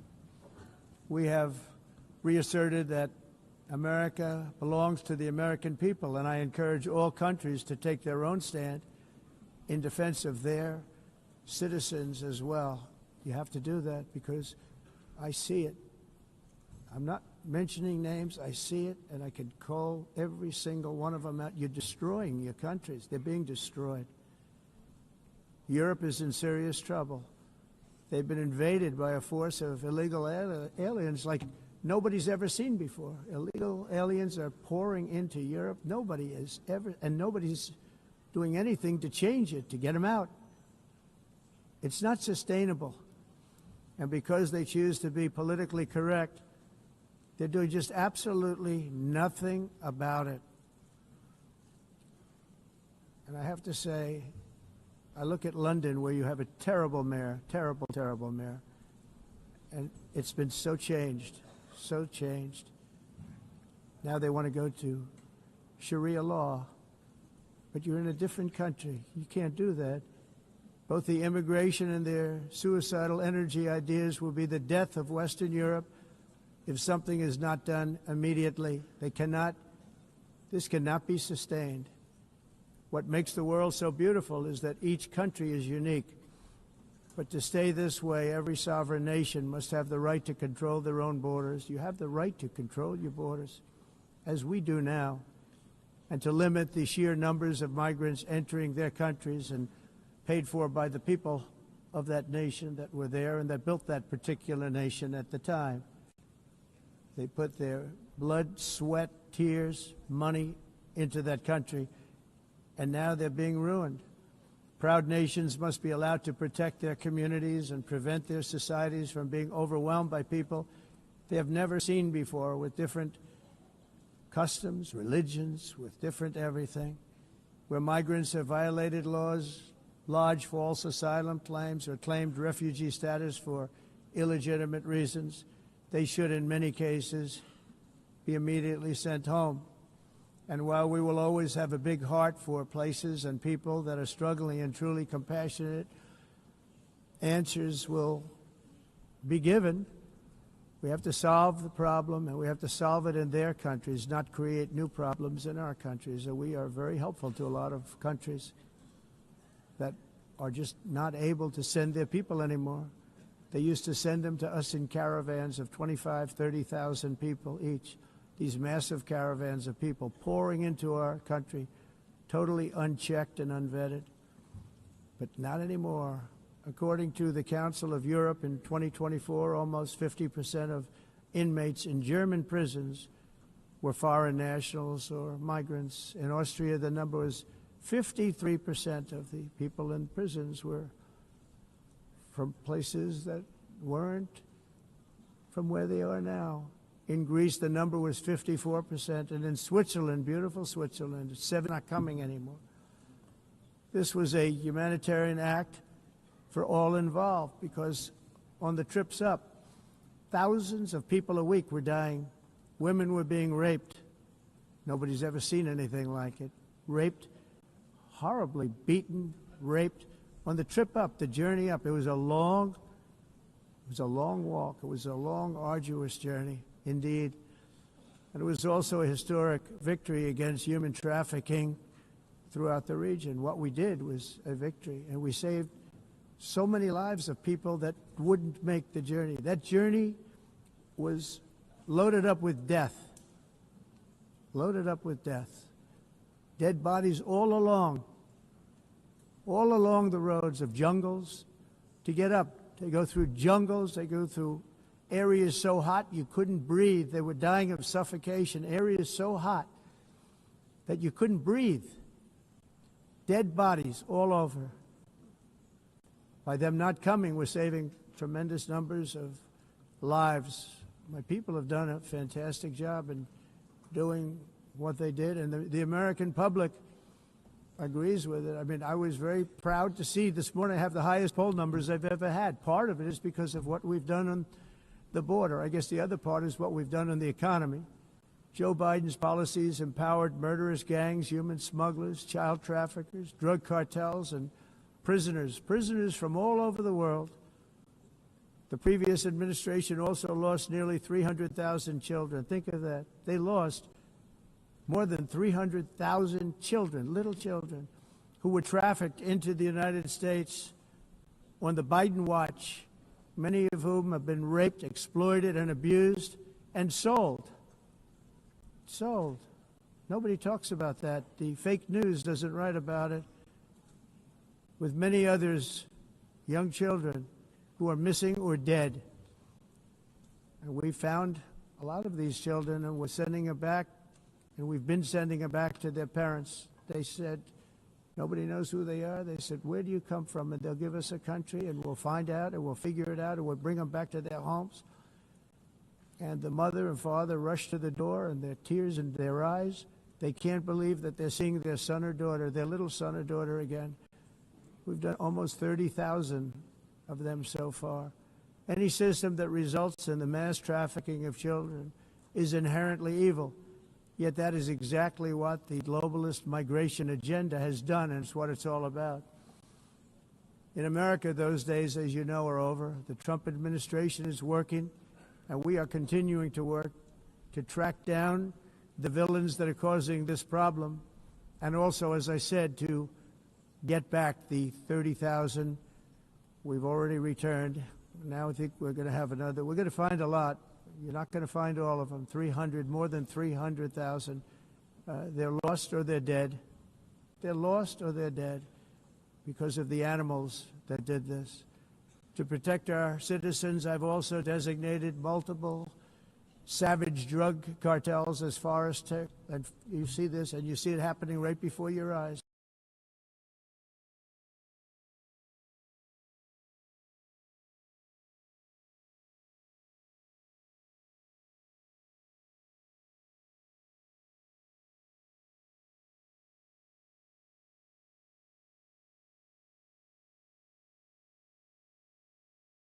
Can't let it happen. They're destroying.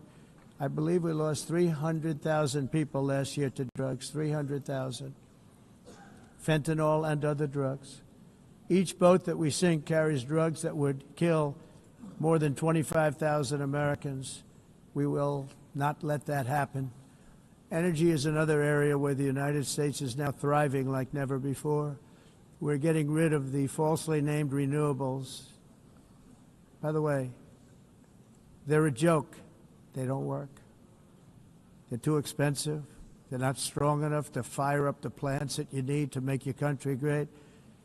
The wind doesn't blow. Those big windmills are so pathetic and so bad, so expensive to operate. And they have to be rebuilt all the time, and they start to rust and rot.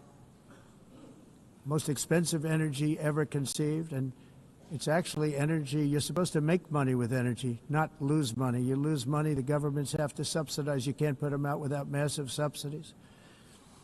And most of them are built in China, and I give China a lot of credit. They build them, but they have very few wind farms. So why is it that they build them and they send them all over the world, but they barely use them? You know what they use? Coal. Let that happen. Energy is another area where the United States is now thriving like never before. We're getting rid of the falsely named renewables. By the way, they're a joke. They don't work. They're too expensive. They're not strong enough to fire up the plants that you need to make your country great. The wind doesn't blow. Those big windmills are so pathetic and so bad, so expensive to operate. then they have to be rebuilt all the time. They start to rust and rot. Most expensive energy ever conceived, and it's actually energy. You're supposed to make money with energy, not lose money. You lose money, the governments have to subsidize. You can't put them out without massive subsidies. And most of them are built in China, and I give China a lot of credit. They build them, but they have very few wind farms. So why is it that they build them and they send them all over the world, but they barely use them? You know what they use? Coal. They use gas. They use almost anything, but they don't like wind. But they sure as hell like selling the windmills. Europe, on the other hand, has a long way to go, with many countries being on the brink of destruction because of the green energy agenda. And I give a lot of credit to Germany. Germany was being led down a very sick path, both on immigration, by the way, and on energy. They were going green, and they were going bankrupt. And the new leadership came in, and they went back to where they were, with fossil fuel and with nuclear, which is good. It's now safe, and you can do it properly.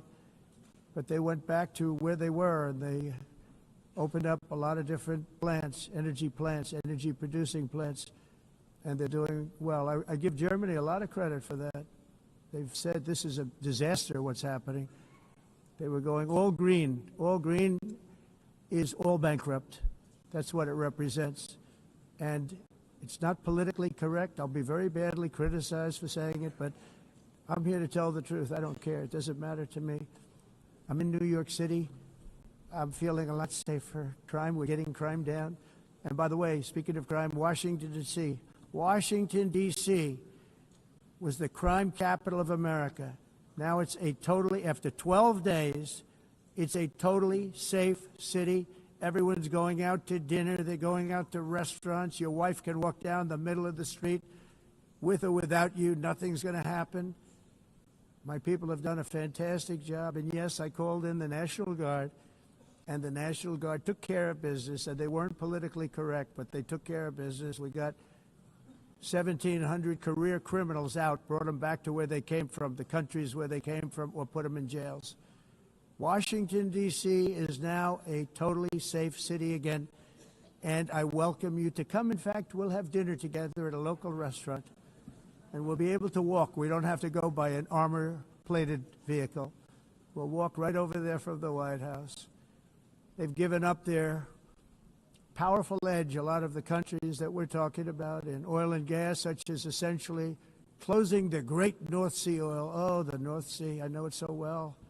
Aberdeen was the oil capital of Europe, and there's tremendous oil that hasn't been found in the North Sea, tremendous oil. And I was with the Prime Minister I respect and like a lot, and I said, you're sitting with the greatest asset. They essentially closed it by making it so highly taxed that no developer, no oil company can go there. They have tremendous oil left, and more importantly, they have tremendous oil that hasn't even been found yet. And what a tremendous asset for the United Kingdom. And I hope the Prime Minister is listening, because I told it to him 3 days in a row. That's all he heard. North Sea oil, North Sea, because I want to see them do well. I want to stop seeing them ruining that beautiful Scottish and English countryside with windmills and massive solar panels that go 7 miles by 7 miles, taking away farmland. But we're not letting this happen in America. In 1982, the executive director of the United Nations Environmental Program predicted that by the year 2000, climate change would cause a global catastrophe. He said that it will be irreversible, as any nuclear holocaust would be. This is what they said at the United Nations. What happened? Here we are. Another UN official stated in 1989 that within a decade, entire nations could be wiped off the map by global warming. Not happening. You know, it used to be global cooling. If you look back years ago in the 1920s and the 1930s, they said, global cooling will kill the world. We have to do something. Then they said global warming will kill the world. But then it started getting cooler, so now they could just call it climate change, because that way they can't miss. It's climate change. Because if it goes higher or lower, whatever the hell happens, there's climate change. It's the greatest con job ever perpetrated on the world, in my opinion. Climate change, no matter what happens, you're involved in that. No more global warming, no more global cooling. All of these predictions made by the United Nations and many others, often for bad reasons, were wrong. They were made by stupid people that have cost their countries fortunes and given those success. If you don't get away from this green scam, your country is going to fail. And I'm really good at predicting things, you know. They actually said during the campaign they had a hat, the best-selling hat. Trump was right about everything. And I don't say that in a braggadocious way, but it's true. I've been right about everything. And I'm telling you that if you don't get away from the green energy scam, your country is going to fail. And if you don't stop people that you've never seen before, that you have nothing in common with, your country is going to fail. I'm the President of the United States, but I worry about Europe. I love Europe. I love the people of Europe. And I hate to see it being devastated by energy and immigration. This double-tailed monster destroys everything in its wake, and they cannot let that happen any longer. You're doing it because you want to be nice. You want to be politically correct, and you're destroying your heritage. They must take control strongly and immediately of the unmitigated immigration disaster and the fake energy catastrophe before it's too late. The carbon footprint is a hoax made up by people with evil intentions, and they're heading down a path of total destruction. You know, the carbon footprint was a big, big thing a few years ago.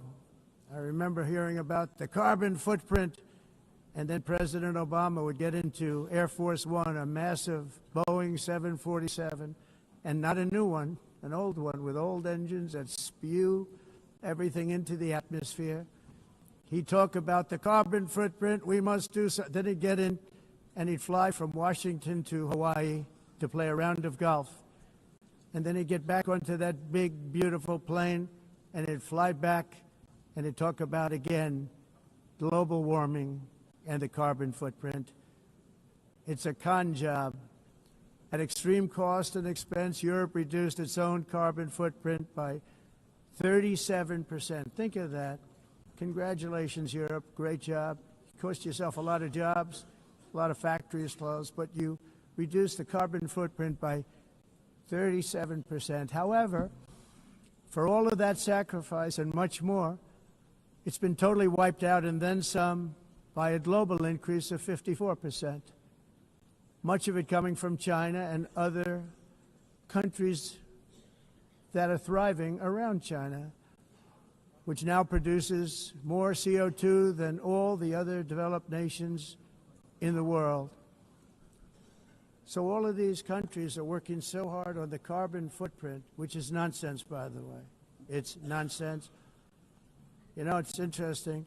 In the United States, we have still radicalized environmentalists, and they want the factories to stop. Everything should stop. No more cows. We don't want cows anymore. I guess they want to kill all the cows. They want to do things that are just unbelievable, and you have it too. But, you know, we have a border, strong, and we have a shape, and that shape doesn't just go straight up. That shape is amorphous when it comes to the atmosphere. And if we had the most clean air, and I think we do, we have very clean air. We have the cleanest air we've had in many, many years. But the problem is that other countries, like China, which has air that's a little bit rough, it blows. And no matter what you're doing down here, the air up here tends to get very dirty because it comes in from other countries where their air isn't so clean. And the environmentalists refuse to acknowledge that. Same thing with garbage. In Asia, they dump much of their garbage right into the ocean.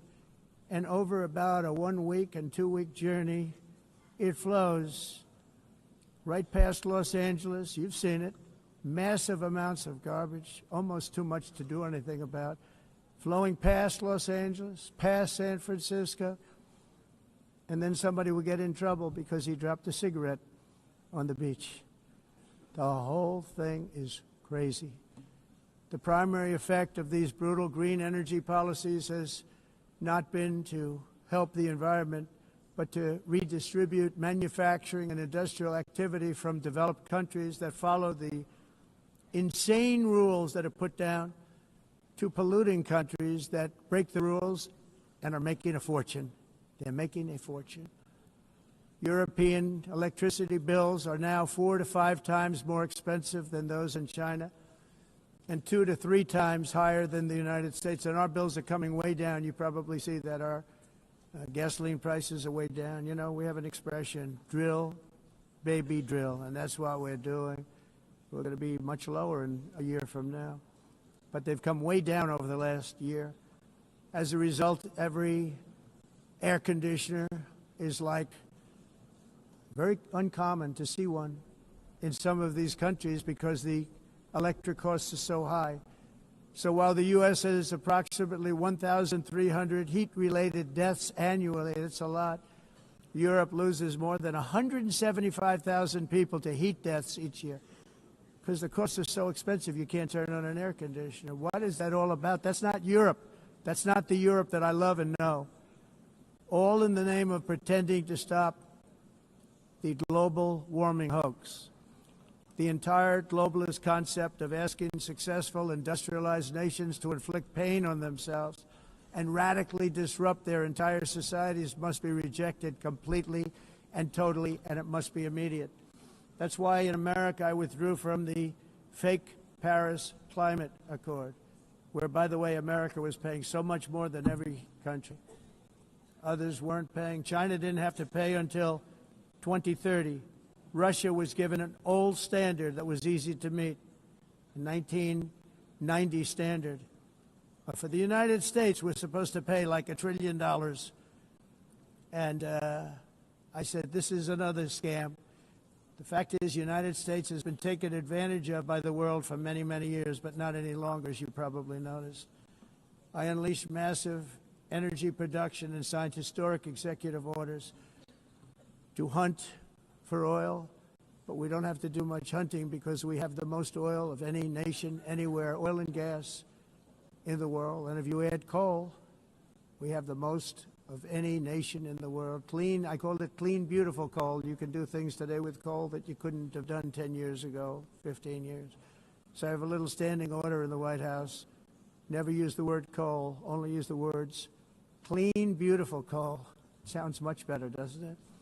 But we stand ready to provide any country with abundant, affordable energy supplies if you need them, when most of you do. We're proudly exporting energy all over the world. We're now the largest exporter. In the United States, we want trade and robust commerce with all nations, everybody. We want to help nations. We're going to help nations. But it must also be fair and reciprocal. The challenge with trade is much the same with climate. The countries that followed the rules, all their factories have been plundered. It's really sad to watch. They've been broken. They've been broken by countries that broke the rules. That's why the United States is now applying tariffs to other countries, and much as these tariffs were for many years applied to us, uncontrollably applied to us, we've used tariffs as a defense mechanism under the Trump administration, including my first term, where hundreds of billions of dollars in tariffs were taken in. And by the way, we had the lowest inflation, and now we have very low inflation. The only thing different is that we have hundreds of billions of dollars flowing into our country. But this is how we will ensure that the system works for everyone and is sustainable into the future. We're also using tariffs to defend our sovereignty and security throughout the world, including against nations that have taken advantage of former U.S. administrations for decades, including the most corrupt, incompetent administration in history, the sleepy Joe Biden administration. Brazil now faces major tariffs in response to its unprecedented efforts to interfere in the rights and freedoms of our American citizens and others, with censorship, repression, weaponization, judicial corruption, and targeting of political critics in the United States. I have a little problem saying this because I must tell you, I was walking in and the leader of Brazil was walking out. We saw him and I saw him, he saw me, and we embraced. And then I'm saying, can you believe I'm going to be saying this in just 2 minutes? But we actually agreed that we would meet next week. We didn't have much time to talk, like about 20 seconds. They were in retrospect, I'm glad I waited because this thing didn't work out too well. But we did talk. We had a good talk, and we agreed to meet next week, if that's of interest. But he seemed like a very nice man, actually. He liked me, I liked him. But if you, and I only do business with people I like. When I don't like them, I don't like them. But we had, at least for about 39 seconds, we had excellent chemistry. It's a good sign. But also in the past, Brazil, can you believe this, unfairly tariffed our nation, but now because of our tariffs, we are hitting them back, and we're hitting them back very hard. As president, I will always defend our national sovereignty and the rights of American citizens. So I'm very sorry to say this, that Brazil is doing poorly and will continue to do poorly. They can only do well when they're working with us. Without us, they will fail, just as others have failed. It's true. Next year, the United States will celebrate the 250th anniversary of our glorious independence, a testament to enduring power and American freedom and spirit. We will also be proudly hosting the 2026 FIFA World Cup, and shortly thereafter, the 2028 Olympics, which is going to be very exciting. I hope you all come. I hope that countless people from all over the globe will take part of these will be great celebrations of liberty and human achievement, and that together we all can rejoice in the miracles of history that began in July 4th, 1776, when we founded the light to all nations. And it's something really that an amazing thing came out of that date. It's called the United States of America. In honor of this momentous anniversary, I hope that all countries who find inspiration in our example will join us in renewing our commitment, values, and those values, really, that we hold so dear. Together, let us defend free speech and free expression. Let us protect religious liberty, including for the most persecuted religion on the planet today. It's called Christianity. And let us safeguard our sovereignty and cherish qualities that have made each of our nations so special, incredible, and extraordinary. In closing, I just want to repeat that immigration and the high cost of so-called green renewable energy is destroying a large part of the free world and a large part of our planet. Countries that cherish freedom are fading fast because of their policies on these two subjects. You need strong borders and traditional energy sources if you are going to be great again. Whether you have come from north or south, east or west, near or far, every leader in this beautiful hall today represents a rich culture, a noble history, and a proud heritage that makes each nation majestic and unique, unlike anything else in human history or any other place on the face of the earth. From London to Lima, from Rome to Athens, from Paris to Seoul, from Cairo to Tokyo and Amsterdam to right here in New York City, we stand on the shoulders of the leaders and legends, generals and giants, heroes and titans who won and built our beloved nations, all of our nations, with their own courage, strength, spirit, and skill. Our ancestors climbed mountains, conquered oceans, crossed deserts, and trekked over wide open plains. They charged into thunderous battles, plunged into grave dangers, and they were soldiers and farmers and workers and warriors and explorers and patriots. They built towns into cities, tribes into kingdoms, ideas into industries, and small islands into mighty empires. You're a part of all of that. They were champions for their people who never gave up and who never, ever gave in. Their values defined our national identities.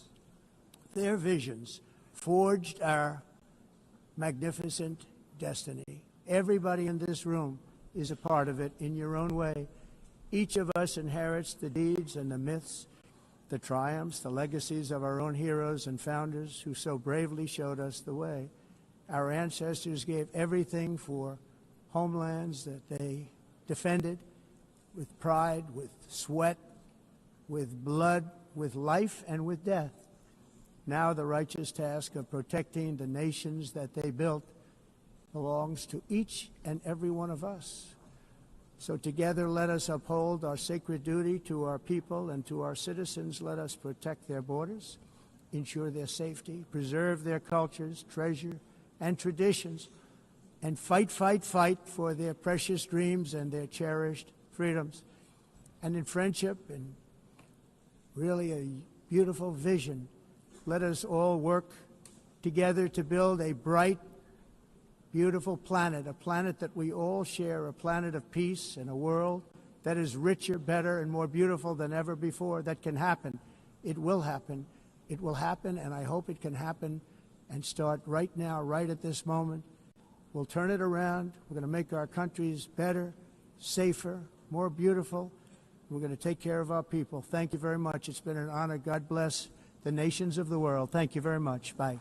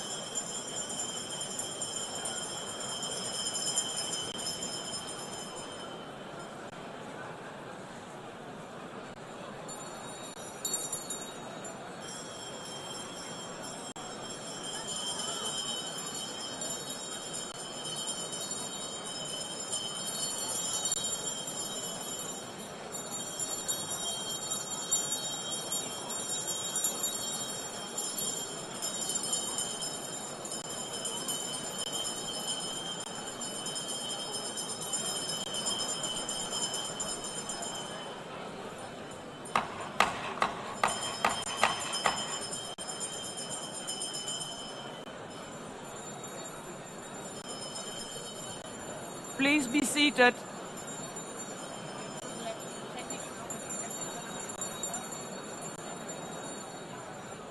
Please be seated.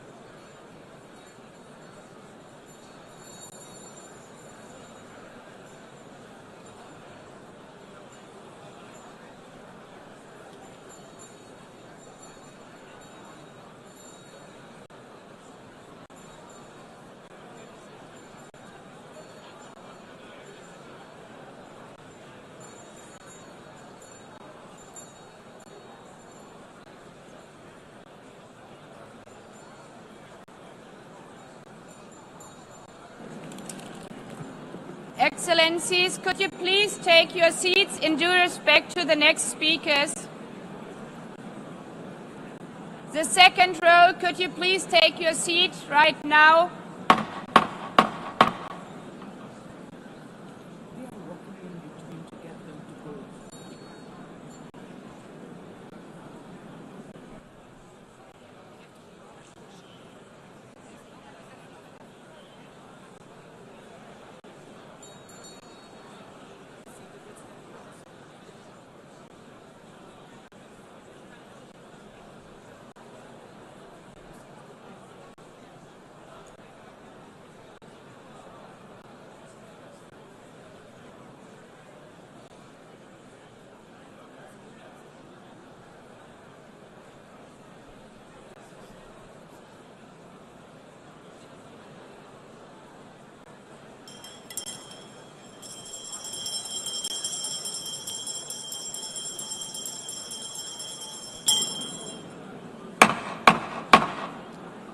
Please take a seat now.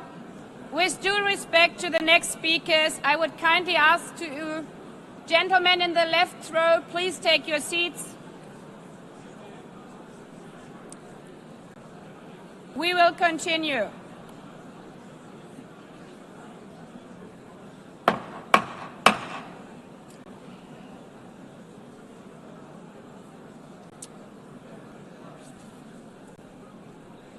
Excellencies, as we are receiving queries, I would like to assure you that don't worry, the UN teleprompters are working perfectly. And by this technical note, I would like to call on the next speaker. The Assembly will hear an address by His Excellency Prabowo Subianto, President of the Republic of Indonesia. I request protocol to escort His Excellency and invite him to address the Assembly.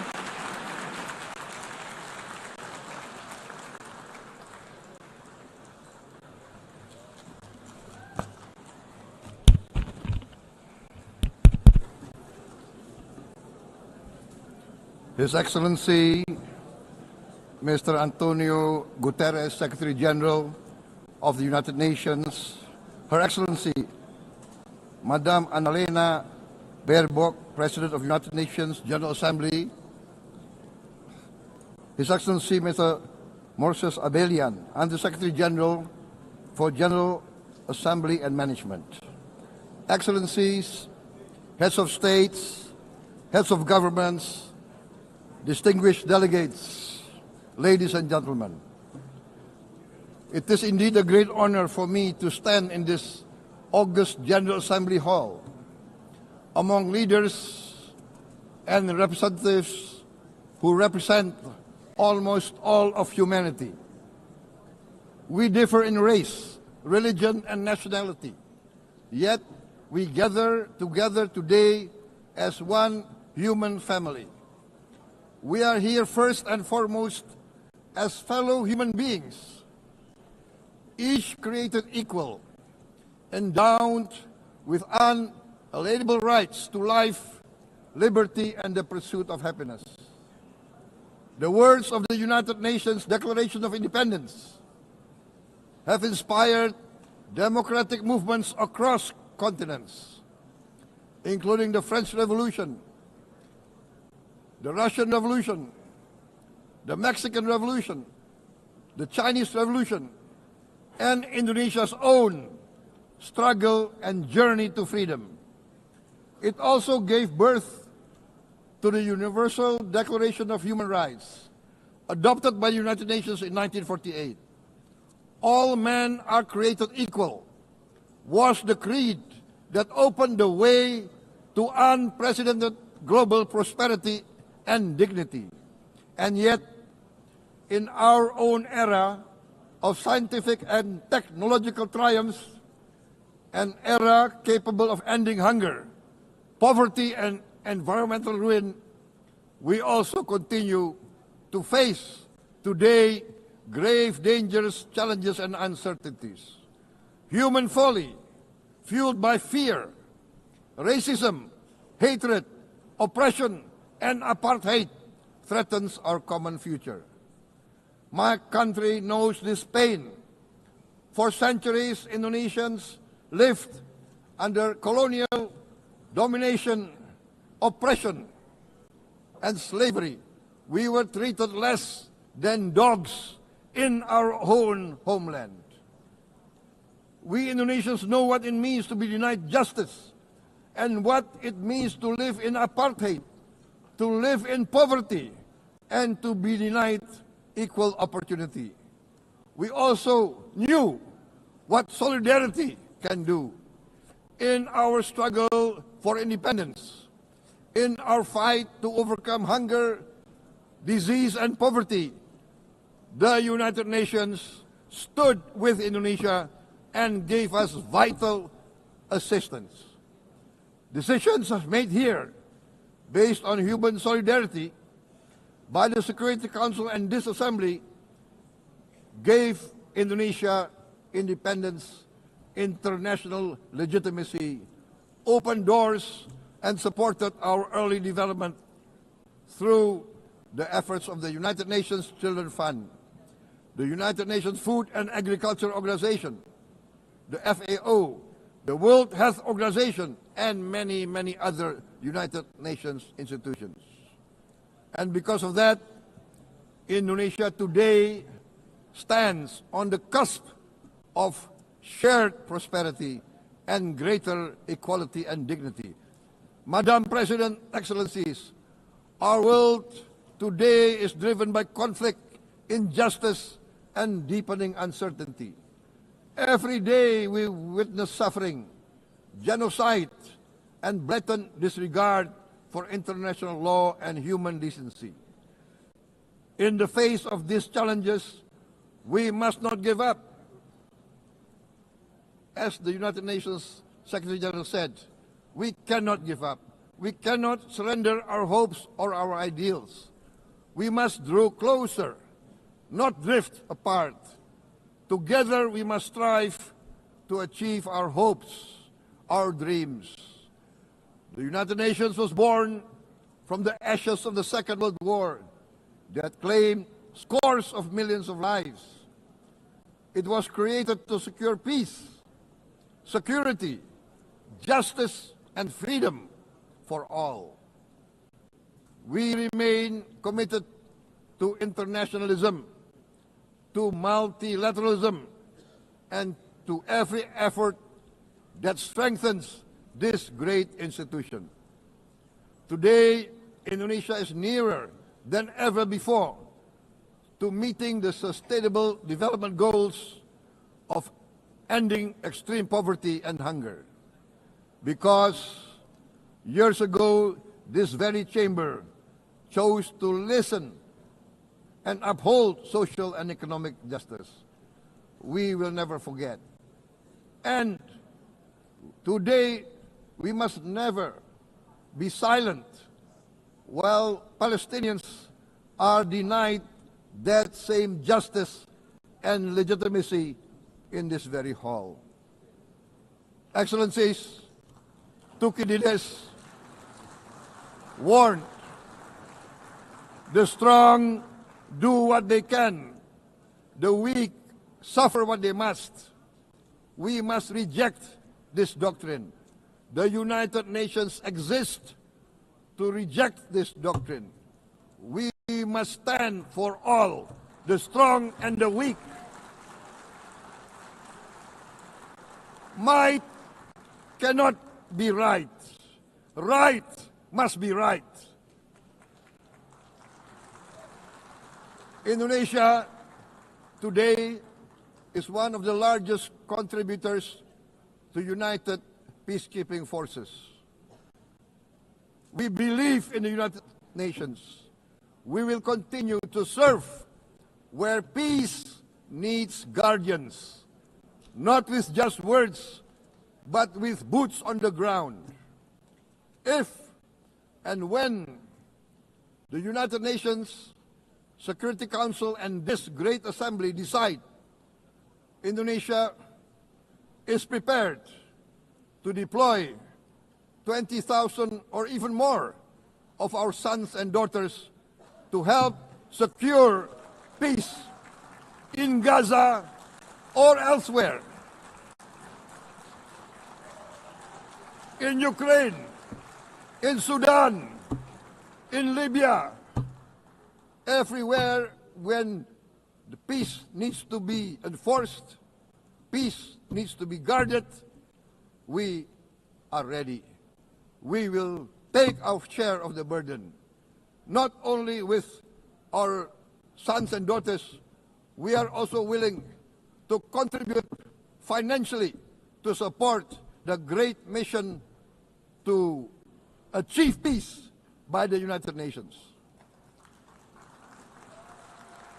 Madam President, Excellencies, I propose to this Assembly a message of hope and optimism, grounded in action and execution.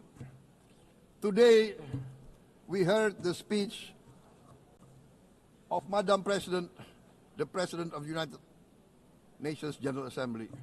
Yes, it is true what she said. Without the International Civil Aviation Organization, will we be here today? Will we sit in this great hall? Without the United Nations, we cannot be safe. No country can feel secure. We need the United Nations, and Indonesia will continue to support the United Nations. Even though we still struggle, but we know the world needs a strong United Nations. The world's population is growing. Our planet is under strain. Food, energy, and water insecurity haunt many nations. We choose to answer these challenges directly at home and to help abroad wherever we can. This year, Indonesia recorded the highest rice production and grain reserves in our history. We are now self-sufficient in rice, and we are starting now to export rice to other nations in need, including providing rice for Palestine. We are building resilient food supply chains, strengthening farmer productivity, investing in climate-smart agriculture to ensure food security for our children and for the children of the world. We are confident in a few years' time, Indonesia will be the granary of the world. As the world's largest island state, we testify before you that we are already experiencing the direct consequences of climate change, particularly the threat of rising sea levels. The sea level on the north coast of our capital city is increasing by 5 centimeters every year. Can you imagine in 10 years? Can you imagine in 20 years? For this, we are forced to build a giant seawall, 480 kilometers in length. It will take us maybe 20 years, but we have no choice. We have to start now. Therefore, we choose to confront climate change, not by slogans, but by immediate steps. We are committed to meeting our 2015 Paris Agreement obligations. We aim to achieve net zero emission by 20. From next year, most of our additional power generation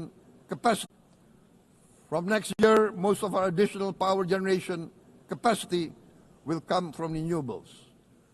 Our goal is clear: to lift all of our citizens out of poverty and make Indonesia a hub for solutions to food, energy, and water security. Madam President, Excellencies, we live in a time when hatred and violence can seem to be the loudest voices. But beneath this loud noise lies a quieter truth. that every person longs to be safe, to be respected, to be loved, and to leave a better world to their children. Our children are watching. They are learning leadership, not from textbook, but from our choices. Today, still, a catastrophic situation in Gaza is unfolding before our eyes. At this very moment, the innocent are crying for help, are crying to be saved. Who will save them? Who will save the innocent? Who will save the old and women? Millions are facing danger at this very moment. As we sit here, they are facing trauma. They are facing irreparable damage to their bodies. They are dying of starvation. Can we remain silent? Will there be no answer to their screams? Will we teach them that the human family can rise to the challenge? Madam President, we must act now. Many speakers have said that. We must stand for a multilateral order where peace, prosperity, and progress are not the privilege of a few, but the right of all. With a strong United Nations, we can build a world where the weak do not suffer what they must, but live the justice that they deserve. Let us continue humanity's great journey of ideals, the selfless aspirations that created the United Nations. Let us use science to uplift, not use science to destroy. Let rising nations help others to lift themselves.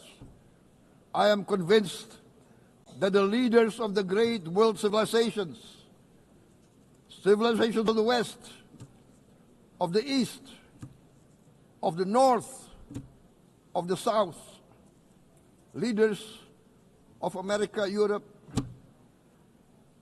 of India, China, the Islamic world, the whole world, I am convinced they will rise to their role demanded by history.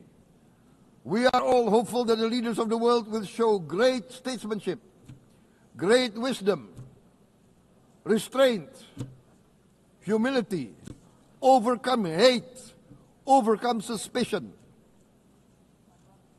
Madam President, distinguished delegates, we are greatly heartened by the events of the last few days, where significant leading countries of the world have chosen to side with history, to choose the right side of history, the path of the moral high ground, the path of rectitude, the path of justice, the path of humanity, to shun hatred, to overcome suspicion, and to avoid the use of violence.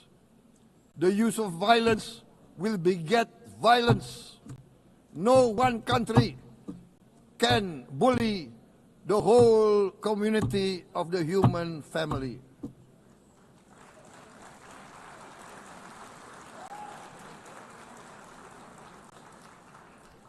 We may be weak individually, but the sense of oppression, the sense of injustice has proven in the history of mankind that this sense of injustice, this sense of oppression will unite into a strong force that will overcome this oppression, that will overcome this injustice. To close, I would like to reiterate again Indonesia's complete support for the two-state solution in Palestine. We must have an independent Palestine, but we must also We must also recognize, we must also respect, and we must also guarantee the safety and security of Israel. Only then we can have real peace, and no longer hate and no longer suspicion. The only solution is this two-state solution. Two descendants of Abraham must live in reconciliation, peace, and harmony. Arabs, Jews, Muslims, Christians, Hindus, Buddhists, all religions, we must live as one human family. Indonesia is committed to being part of making this vision a reality. Is this a dream? Maybe, but this is the beautiful dream that we must work together towards. Let us work towards this noble goal. Let us continue humanity's journey of hope, a journey started by our forefathers, a journey that we must complete. Thank you. Wassalamualaikum warahmatullahi wabarakatuh.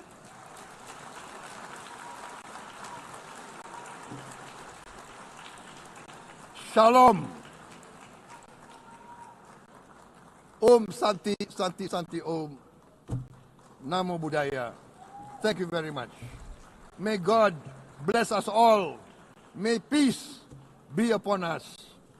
Thank you very much. Thank you.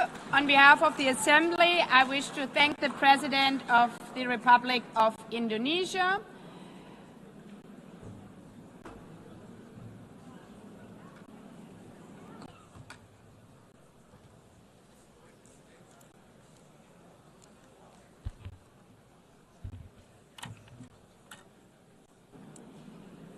The Assembly will hear an address by His Excellency Recep Tayyip Erdogan, President of the Republic of Turkey. I request protocol to escort His Excellency and invite him to address the Assembly.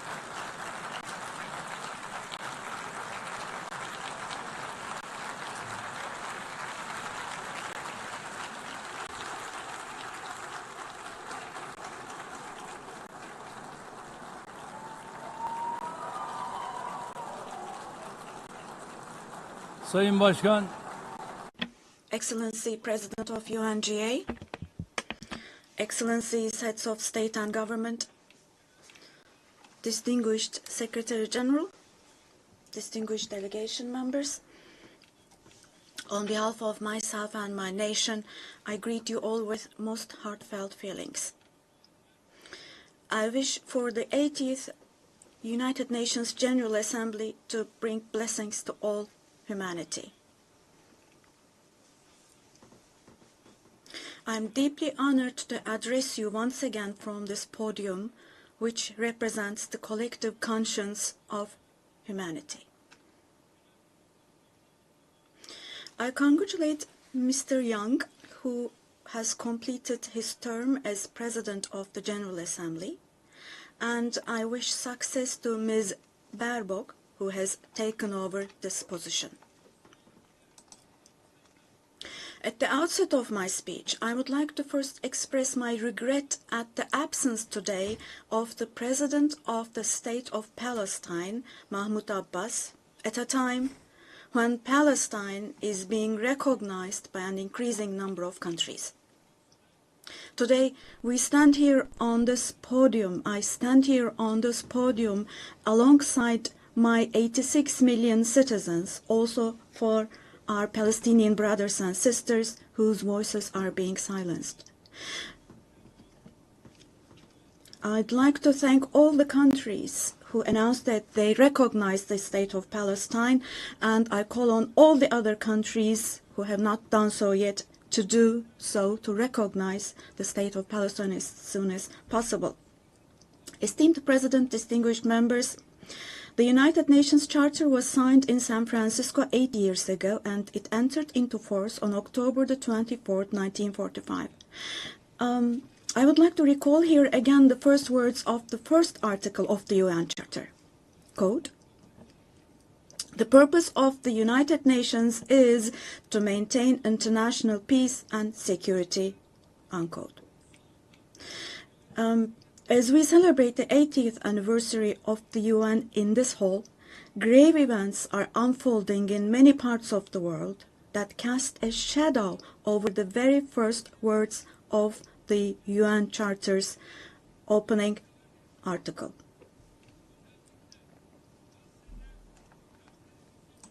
Particularly in Gaza, right before our very eyes, genocide has been going on for over 700 days now. Even as we gather here, as we speak now, Israel is currently massacring civilians in Gaza. The number of civilian casualties in Gaza has surpassed 65,000. Unfortunately, the number of people who are still trapped under the rubble is not yet known, and more than 20,000 of those who died were children. For the last 23 months, a child has been murdered by Israel in Gaza every hour. Yes, every hour. These are not just figures, dear friends. All of these, each one of these is a person, a human being, innocent people. People are now being killed not with weapons, but with the weapon of starvation. In the 21st century, under the gaze of the civilized world, 428 people died of starvation. Out of those 428, 146 were children, and this number is increasing every day. Now, I will show you a photo, which is a picture from daily life in Gaza. The first photo, as you see, these are people. These are women with these cups that they are holding in their hands, cups and buckets. Just feel your conscience and answer the following question. Can we possibly have a reasonable reason for this brutality in 2025? But this shameful picture in Gaza has been unfolding and is being repeated every day for 23 months now. And there are 2.5 million Gazans who live in 365 square kilometers. And every day what happens is they are being dragged from one place to another. The healthcare infrastructure of Gaza is completely collapsed. Doctors have been killed, or they have disappeared while under custody. Ambulances have been hit. Hospitals targeted and destroyed. Treatment is not possible. Surgery is not possible. It's not possible to find medications.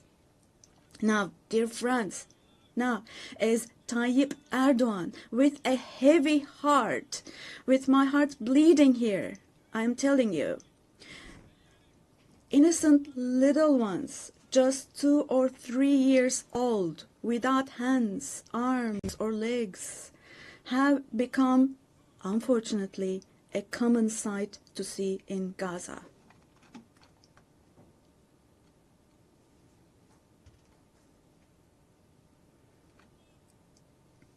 This one. What kind of a human conscience can possibly bear this? Possibly. How can one stay silent vis-à-vis this? In a world where children are dying of starvation and lack of medication, can we possibly have calm and peace? We all are parents. We have children or grandchildren who we dearly cherish. Here, say in America or in Europe, anywhere in the world, when a small rose thorn hurts a child's hand, the hearts of parents break. But in Gaza, children's hands, arms, and legs are being amputated without anesthesia. Now, I'm extremely sorry to say, but this represents the lowest point of humanity. Human history has not witnessed such bloodshed within the last century. All of this is happening before our very eyes. The genocide in Gaza is being broadcast live every moment through the media and social media. So far, Israel has deliberately killed 250 journalists working in national and international media in Gaza.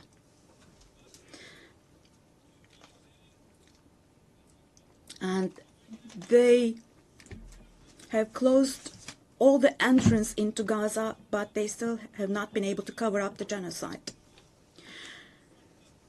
I wholeheartedly support Secretary General Guterres because he consistently draws attention to the ongoing genocide in Palestinian territories, and I would like to once again congratulate him for his courage.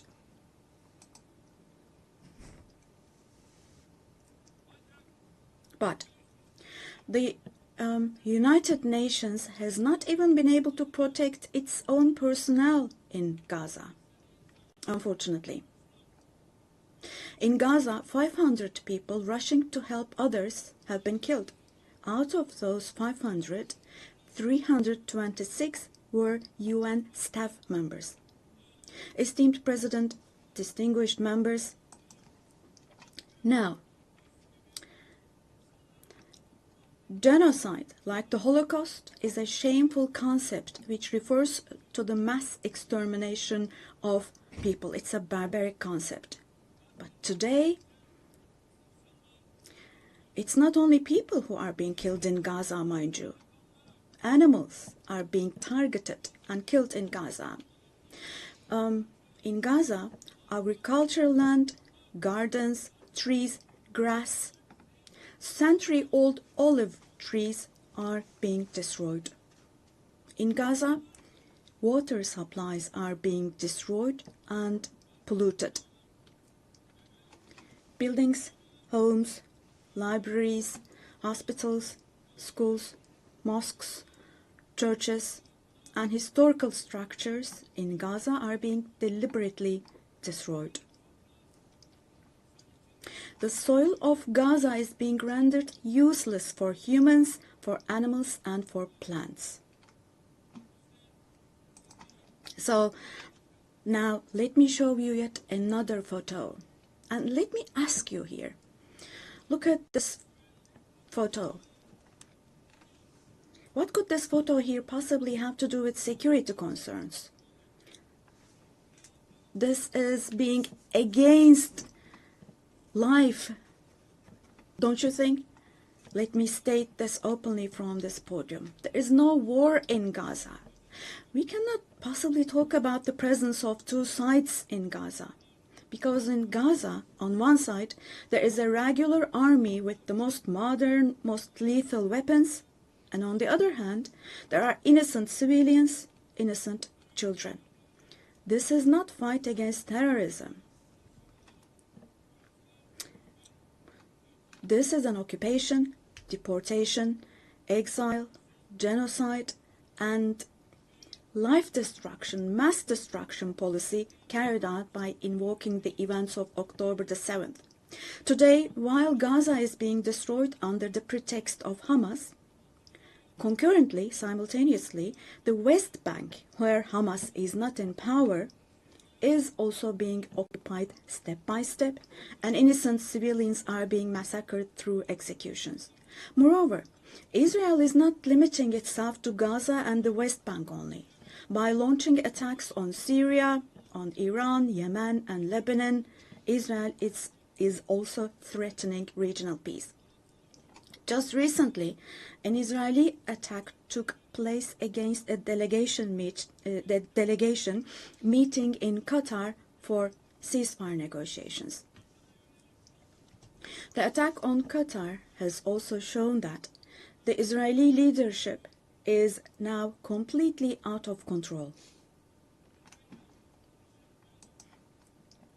Netanyahu is not obviously interested in forging peace or releasing the hostages.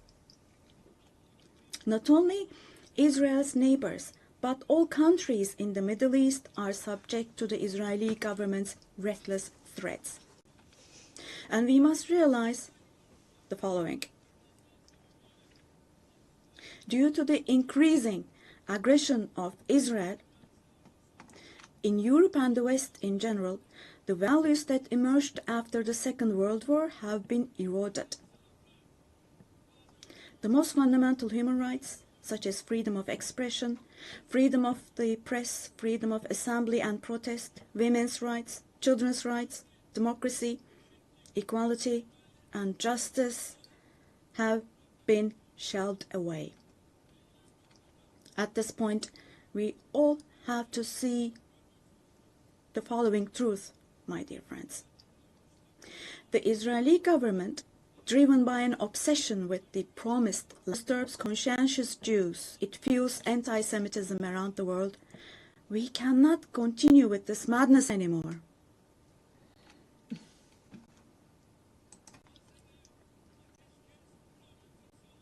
We have to have ceasefire in Gaza as soon as possible. Attacks should stop. Humanitarian aid should be able to enter with no obstacles. The genocide team should be held accountable vis-à-vis international law. And God willing, this will definitely happen. Vis-à-vis the barbarity taking place in Gaza, everyone who is keeping silent is accomplice to this barbarity. From here, I would like to call on all the heads of state and government. Today is the day. Today is the day to stand firm alongside the oppressed Palestinians and alongside humanity. While your peoples back home are reacting to the barbarity in Gaza, do show the courage to take action here. Fulfill your humanitarian duty toward Gaza, where children are raising children. On this occasion, I would like to say the following. There are peoples all around the world who are taken to the streets. Unarmed activists and volunteers from different countries of the world, academicians, students, journalists, everyone, all the defenders of Palestine. I would like to say to them, thank you so much, and clear bows and favorable winds for their actions. Esteemed delegation members, for 13 years, I have spoken to you from this platform about the oppression and conflicts in our neighbor, Syria. Just as I raise my voice today for the oppressed people of Gaza, likely for 13 years, I have also drawn attention to the cry of the Syrians, and here I became their voice and breath as well. The persecution that caused the death of 1 million people and that forced millions more to flee their homeland has, thankfully, become a thing of the past with the December 8th revolution. Our Syrian brothers and sisters opened the doors to a new period as of December the 8th. I believe that the people of Syria who fought against a bloodthirsty regime will also be able to carry the victory they achieved at great cost to its rightful place, God willing.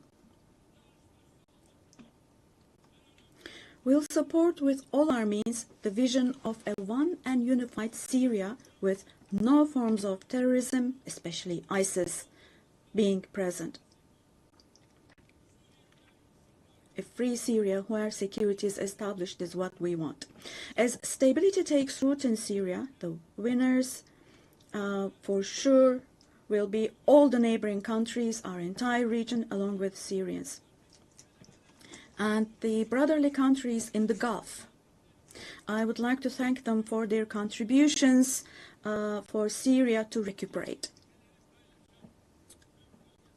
All the regional and international actors who share the same principles with us, God willing, we will continue with our cooperation with all those actors in the same manner. Esteemed friends, we hope that the nuclear issue with our neighbor Iran will be resolved through diplomacy as soon as possible. It should not be forgotten that our region cannot tolerate yet another crisis. Meanwhile, the stability, security, and prosperity of our neighbor Iraq are extremely important for the well-being of our region. In this regard, we attach great importance to strategic moves based on stability and prosperity, such as the Development Path project. In the north, we are hosting with great enthusiasm the Istanbul process between Russia and Ukraine, both of which are our neighbors. Through direct talks, we facilitated the exchange of several prisoners and corpses, and we worked to identify the modalities of peace negotiations between the parties. Don't forget,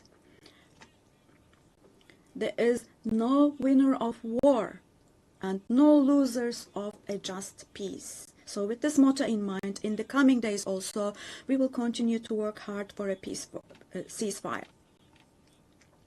Meanwhile, we have encouraged the parties from the very beginning to establish peace between Azerbaijan and Armenia. We are pleased that steps were taken on August the 8th, steps that will enable the establishment of lasting peace between the two countries.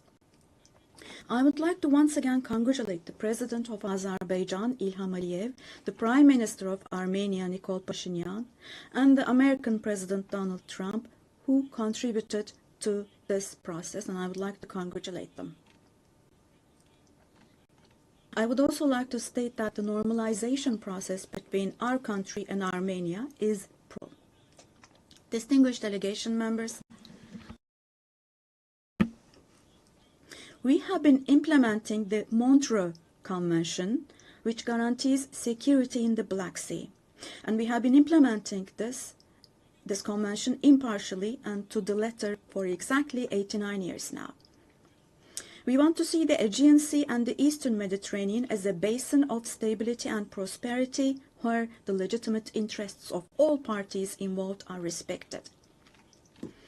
We are ready for constructive cooperation on all issues, particularly on energy and the environment, and we expect the same approach from our neighbors.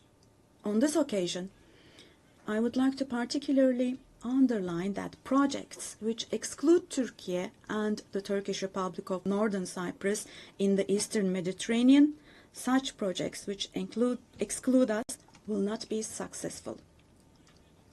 Turkey has rights and authority in the western part of the island of Cyprus, while the Turkish Cypriots have legitimate rights in the areas surrounding the island.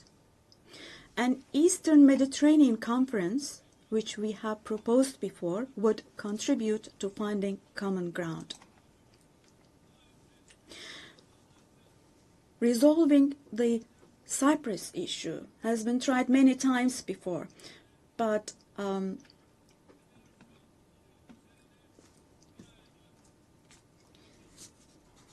due to the rigid stance of the Greek Cypriot side, no resolution has been found. We cannot possibly have this as a foundation for a resolution of the issue. There are two separate states and two separate peoples on the island of Cyprus. Turkish Cypriots are equal owners of the island, and they will not accept being a minority. The international community must put an end to the unfair Turkish Cypriots have been subjected to for half a century now. I reiterate the call I made at the last 3 UN General Assemblies. Let me repeat. I call on the international community to recognize the Turkish Republic of Northern Cyprus and to establish diplomatic, political, and economic relations with it. Esteemed President, distinguished members, in the coming period, we desire a new beginning and vision in Turkey-European Union relations. This should not be a vision that just saves the day, but rather a vision that redefines the horizon and shapes our shared future. For this, it is of course important that the European Union is as willing and determined as we are.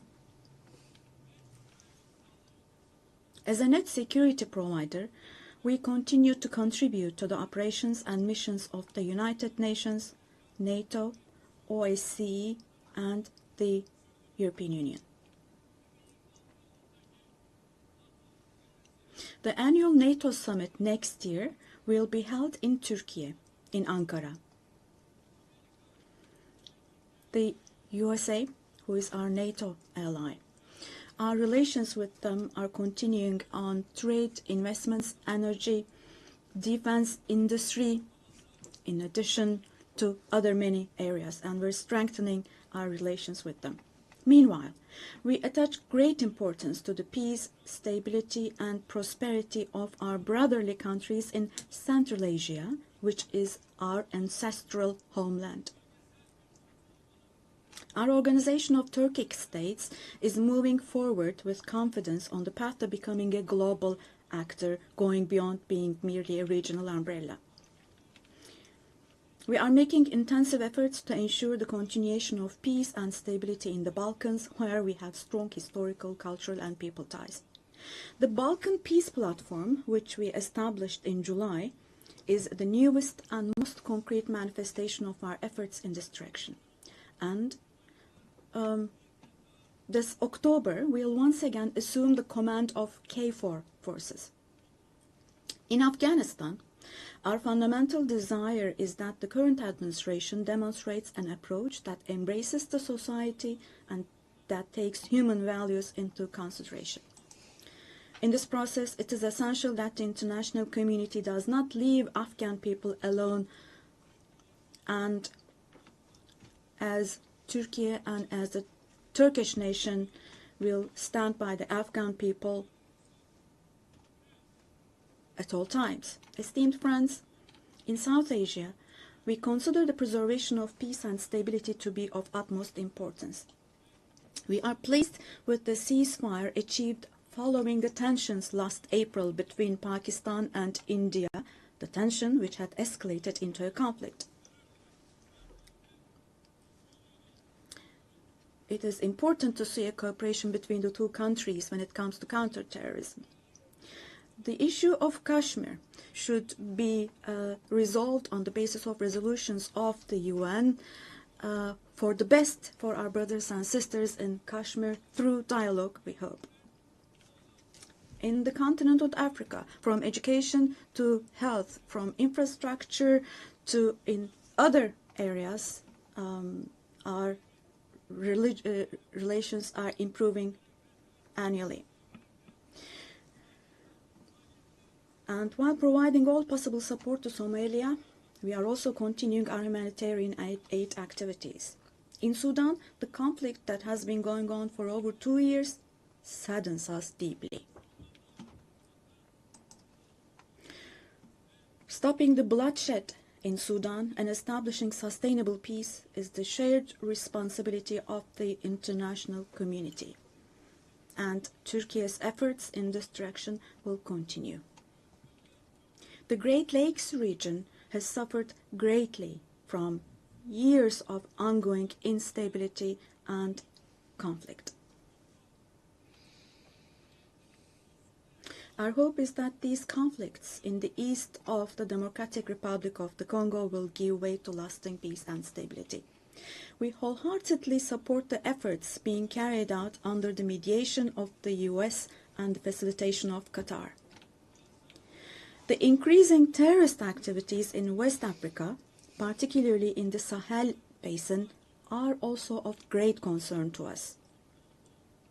We will continue our unwavering efforts to ensure peace, tranquility, and stability for the peoples of this region with whom we share historical ties. Drawing inspiration from the historical double-headed Turkish Selçuk eagle, I would like to emphasize that our relations with Asian countries in Turkish foreign policy are of great strategic importance. We pursue a 360-degree approach in this policy. Within the framework of our Return to Asia initiative, we are deepening our engagement with regional organizations such as ASEAN, the Indian Ocean Rim Association, for example. We will continue to develop new partnerships with Asian countries, and we attach great importance to developing our relations with Latin America and the Caribbean region in a spirit of partnership and a win-win approach. We are determined to further strengthen the friendly ties we have established with all the countries in the region. Esteemed delegation members, increasing protectionist trends in international trade and disruptions in supply chains are leading to fundamental changes in the global economy.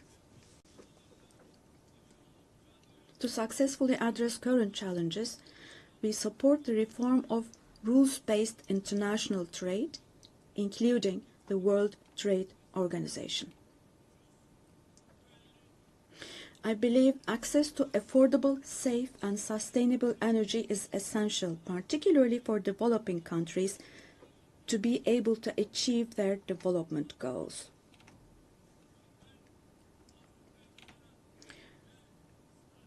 We are resolutely advancing the strategically important Trans-Caspian East-West Middle Corridor project, which extends from China to Europe. We contribute to the development of world trade with our modern transportation infrastructure and the Baku-Tbilisi Kars line. On our journey to build a future that respects nature, we are moving forward with determination towards the 2053 net zero emission target. We are